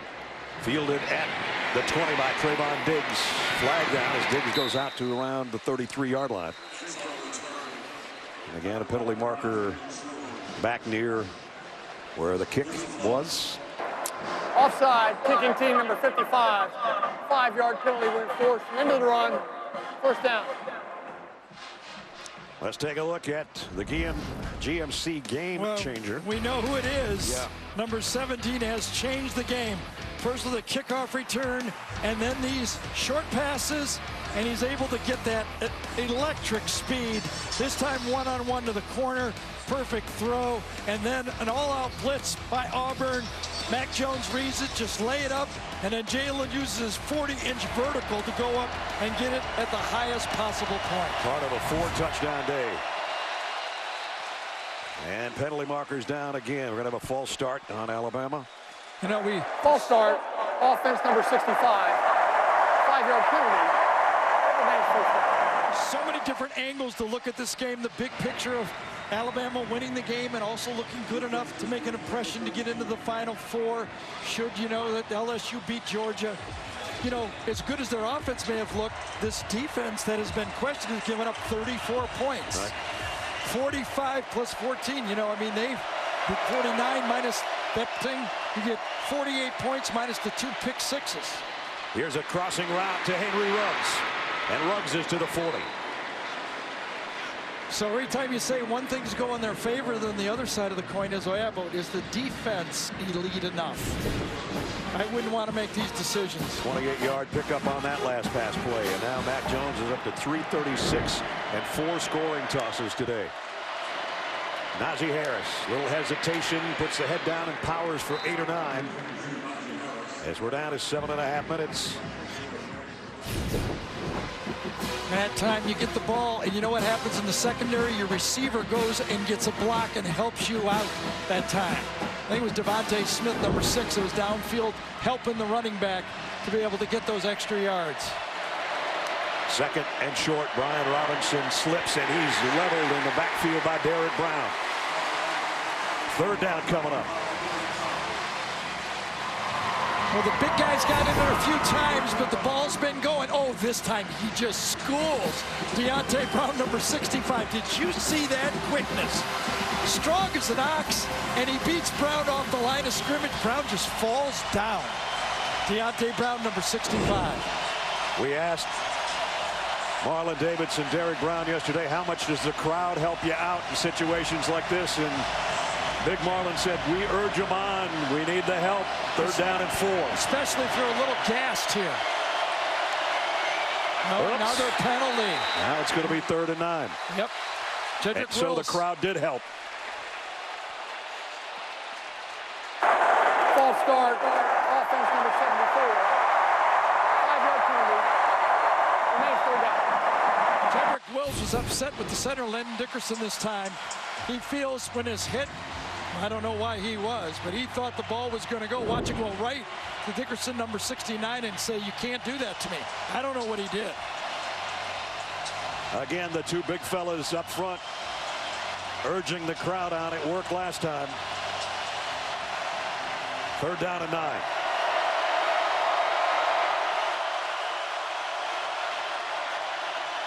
Jones waits, scrambles around, he'll be dropped. Derrick Brown and Nick Cole. Now do you go for it if you're Nick Saban? The Alabama players want to go for it. Let's see what he decides. Too far for a field goal. Is it too close for a punt? It's 4th down. Steve Sarkisian, the offensive coordinator. Nick Saban, the head coach. The kicker that would have the range for this has been hurt for most of the season. Well, it'll take an awful lot of time to get situated here. Play clock down to 5. Got to hustle if you're Mac Jones. 1 second. He called timeout, Dick. Nick Saban called timeout. Timeout with 5:22 remaining in regulation. Auburn by 3.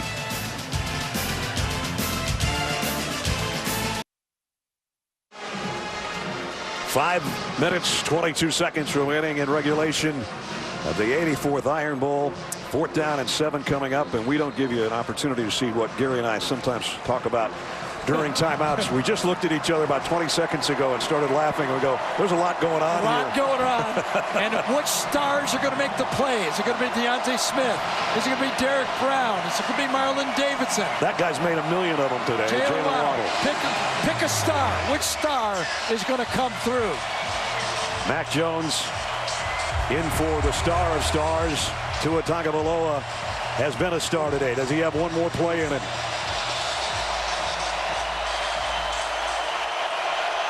Fourth and 7.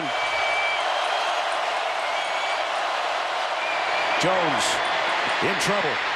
Going to try to run for it. He does have another play in him. Mac Jones all the way down to the 18-yard line with a first down scramble. You cannot go by the quarterback in a pass rush. It's the biggest mistake you can make. Put pressure, but don't go by. He saw Derek Brown get in there. Ran right by him, and he had that lane. You don't need to be 4.4 speed. You just need to be 4.8, 4.9, and Tua knew it right then. Once he broke the line of scrimmage, first down. A pickup of 18. Mac Jones, who came in with a net 4 yards rushing on the season, rips off an 18-yarder, and he's got Alabama back in the red zone at the Auburn 19-yard line. Najee Harris. Harris blasts his way down to the 15. Clock winds down. It'll be under 4.5 to go in the football game, in the 4th quarter, I should say. They put it down right at the 15.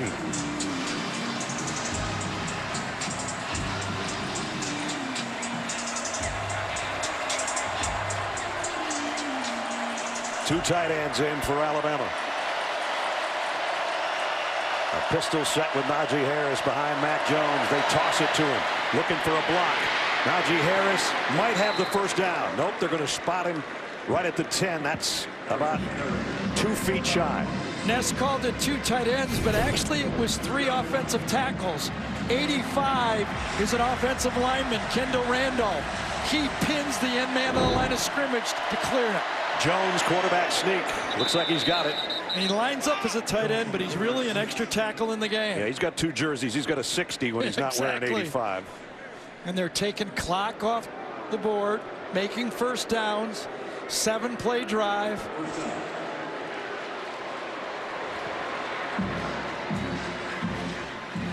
Billingsley comes back in as a tight end, number 19. 7 runs and just 1 pass so far on the Alabama drive. We're under 3.5 to go. Just inside the Auburn 9-yard line. Najee Harris, nowhere to hide there. Derek Brown says, he just made a tackle with 1 arm. Did you see him pull that back? He was being blocked. He spun. Najee Harris was past him by a bit, and he just hammered him down from behind. Watch this 1-arm tackle. Taking on big block inside, tosses him off and grabs him and throws him down. He had a little help, I'll admit that, but what an inside play. He is up for about 10 awards this year for community service. His play on the defensive line and everything else, just made another big play there. 2nd and goal. Najee Harris in motion out of the backfield. Jones. Another penalty. This False time start. it's Leatherwood, number 70.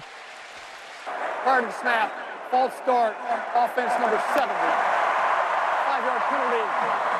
2nd down. You remember what Nick told Jamie in the pregame interview? He said the crowd aren't going to make any tackles or any runs, so we just have to manage the noise. And right now the noise has gotten to him a couple of times, and that's their 12th penalty.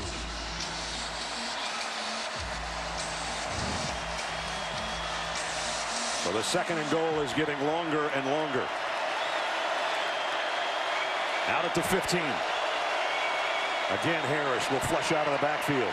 Jones waits. He's going to take off again, and Nick Cole puts him down. Was his knee down? Umpire says his knee was down. Football came out of his right hand right at the end of the play, but he's down at the 10. There's both knees down as he tries to stretch it out. Big Cat Bryant was on the tackle. Ball comes loose. Good call. 3rd down and goal. Just over 2 minutes to go in regulation. And Auburn's going to take a timeout. Smart timeout by Auburn. Everybody can take a big deep breath, including us. We'll be back to a 3rd and goal for the Tide.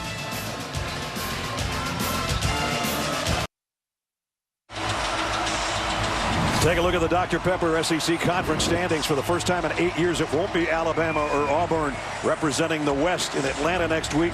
It'll be LSU and Georgia, 4 o'clock Eastern time next week, right here on CBS. Right now, these two teams are not thinking about that. They're thinking about the 84th Iron Bowl, 48-45, 3rd and goal Alabama with 2:14 remaining in regulation. And what is defensive coordinator Kevin Steele thinking about? He's blitzed, and all Mac Jones has done is back up and lob the ball to the corners. He's not been able to get to him to the blitz. I don't think I'd blitz. I'd try coverage the best I could. Here comes the crowd. Devontae Smith is matched up with Monogany. And Ruggs and Waddle are to the right. There's number 17. He's got Javaris Davis, the veteran, on him. 3rd and goal. Jones bobbled the snap a little bit. Throws, has it knocked down by Derrick Brown. It comes back to Jones. Completes it to himself, but lost a yard. And Kevin Steele did go coverage. He played zone on the play. He backed off. Derrick Brown couldn't get there, but he was in the line of fire, and he knocked it down. What a monster on the inside. He is. Evan Neal did a good job of keeping Brown out, but the path of the throw, and the monster knocks it back. So a field goal attempt coming up to try to tie the game with just over 2 minutes remaining.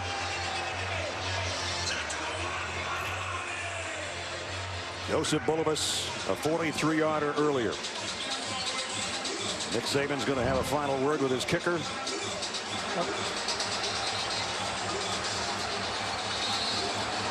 So Auburn down to 1 timeout. Alabama's got 2. Last year in this game, Bulovas was 7 for 7 in extra points, and he hit a 30-yard field goal as well. Today, as we mentioned, he's been good from 43. Of all the places for it to come down to a kick, this is the place. This will be a 30-yard attempt, much like a year ago, but that was in an easy, breezy win for Alabama. This is at Jordan-Hare with a crowd going wild. Bulovas for the tie. Kick is on the way, and it hit the upright. It's no good. He hit the left upright.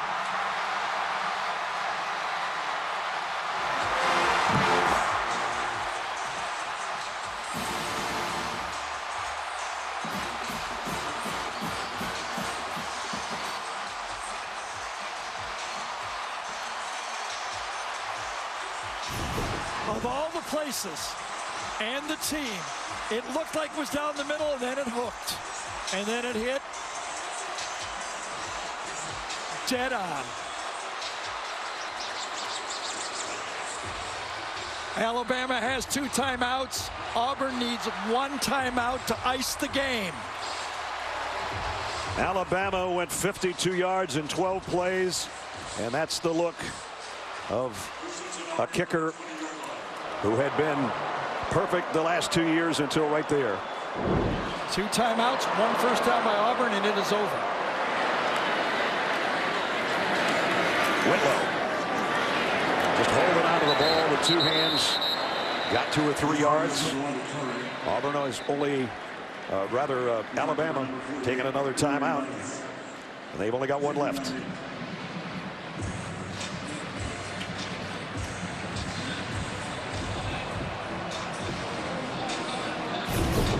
Again, everything about the mechanics looked okay. It just happens sometimes. It happens at this level. It happens in the NFL more regularly now than it ever has. Brad, if Alabama can get the stop, 3 and out, they will get the ball back with about 1 minute to go in the game. And if they get the stop, remember, they've got Jalen Waddle on the receiving end of what would be a punt. Yeah, that's a lot of if right now. Definitely not over.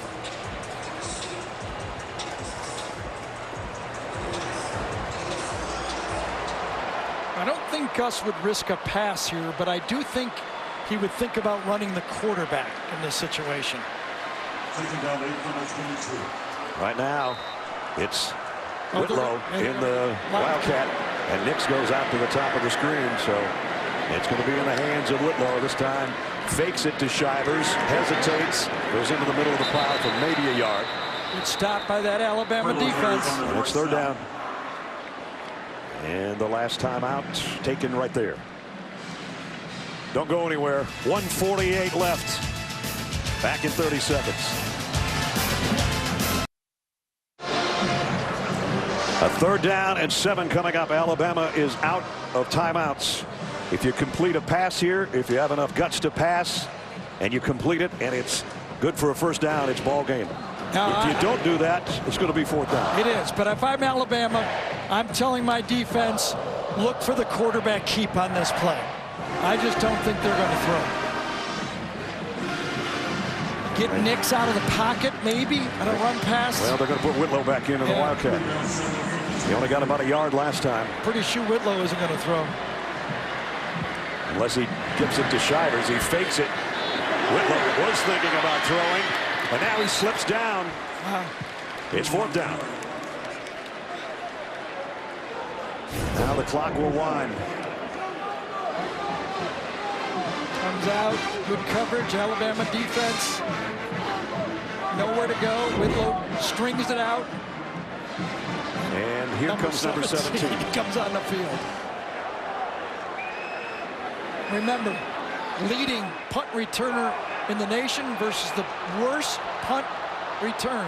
It's fourth down at 4. They're in a regular formation here with Nix. Just going to try to draw him off sides, I guess. And they're saying that Alabama jumped. Did they touch him? If they did, it's a first down. Yep. They got it.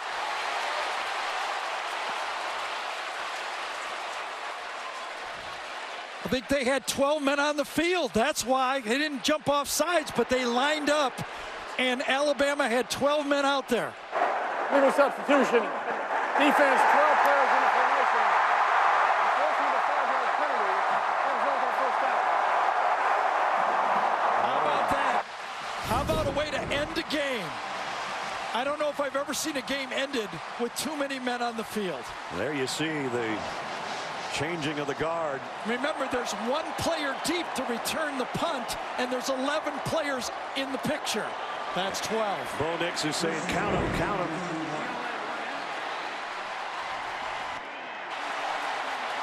How about this finish? Nix takes a knee. A disgusted Nick Saban, whose team is now out of the college football playoff picture with their second loss. And 25 seniors who came out here and said, we want to win this game to show that we can do it 2 out of the last 3 years and carry it on to the next wave of Auburn Tigers. And they're going to win it on the craziest of possible ways. 13 penalties for Alabama, and the last one finished the game, and they still haven't beat a ranked Auburn team here. This field is magic. This one was weird. We said this was not a field of dreams for Alabama ever, coming in here since 30 years ago. They honored that 89 team here today, and 30 years later, they've got another big one over their arch rival from Tuscaloosa in one of the wildest of all Iron Bowls. Auburn wins it 48-45.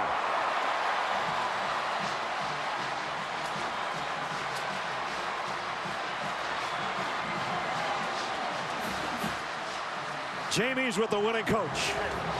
Coach, how do you describe the last 60 minutes of football that we just saw? Yeah, I mean, we played a great game. We faced adversity. We said if we get the fourth quarter, that they'll do that, and we'll win the game. We got the fourth quarter. Proud of our team. We got a good football team.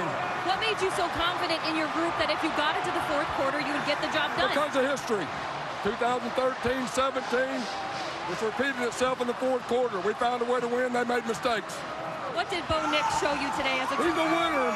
He's going to win a championship before he gets out of here. And the rest of our team, defense, 2 great touchdowns, found a way to win. It's a great team effort. How about the way the seniors played on this night? Yeah, I'm proud of them. I mean, we got great seniors. They played great. And now we got a chance to get 10 wins. We've had a great, tough schedule, the toughest in the country. It's a big win for us. Congratulations, Coach. Thank you. The 3 losses coming in were to number 2, number 4, and number 10. And the one they really wanted was to beat number 5, and they have. Back down to Jamie with a winning quarterback. Bo, you've got Auburn football in your blood, but this was your first Iron Bowl. How did it feel? It's like everything I ever dreamed. I mean, the fans were crazy the entire game. The offense was clicking, the defense was clicking. This is a dream come true. The offense was clicking, but it seemed like a roller coaster out there at times. What was it like to play in? It was a roller coaster like to play in it, and we just weathered the storm, the highs and the lows. Our defense played great when it had to. They got a stop on 4th down, and then that miscommunication at the end of the game gave us a 1st down, and it's great to be an Auburn Tiger. Speaking of that defense, Derek Brown is standing behind you. What does a senior like that mean to your career? Well, Derek, I mean, he's like unlike anybody else. He knows he's going to go in the top 10 in the draft, and he's played every single game, and he's played lights out, and he's got all my respect. Congratulations, Bo. Thank you, War Eagle. Derek, how does that one feel? Man, it's unbelievable. Unbelievable, man. We worked hard, so hard for this moment, and God bless us with a win tonight. This was a challenge, but how did you guys overcome it at the end? We knew it was going to be a 4-quarter fight. We knew if we just gave it all, we were going to be able to come out with a victory. And that's exactly what happened. Congratulations, Derek. Thank you. Derek Brown's last series, just like the previous 3.5 years. Exactly. So for Auburn to win for the 4th time this decade against Alabama, number 5, the All-American, we said it in the open. The stars had to be stars, and down the end, he was the star. He made the plays. That last series was incredible. 4 wins in this decade against Alabama, and Gus Malzahn has now tied Les Miles for 3 wins against Nick Saban. And it's time for the play of the game, presented by Jersey Mike Subs. And I always hate when it comes down to this. Joseph Bulovas, who had been perfect all day, hits the left upright, and off it comes. Eli Gold called it like this. Eddie Burcham, beg your pardon. Snap is down, the kick is on the way, and the kick, he missed it! It hit the upright! It hit the upright! And with 2 minutes to go, Auburn will get the ball back, leading by 3! Wow! Can you believe it?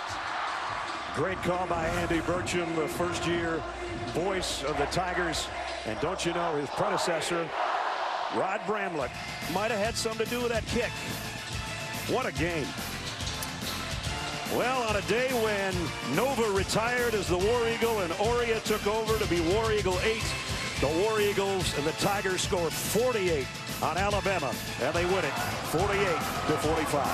For Gary Danielson and Jamie Erdahl, Brad Nessler saying so long from the Plains. The 84th Iron Bowl was a classic. Rocket Mortgage and the college football postgame show is coming up next. So long from Auburn.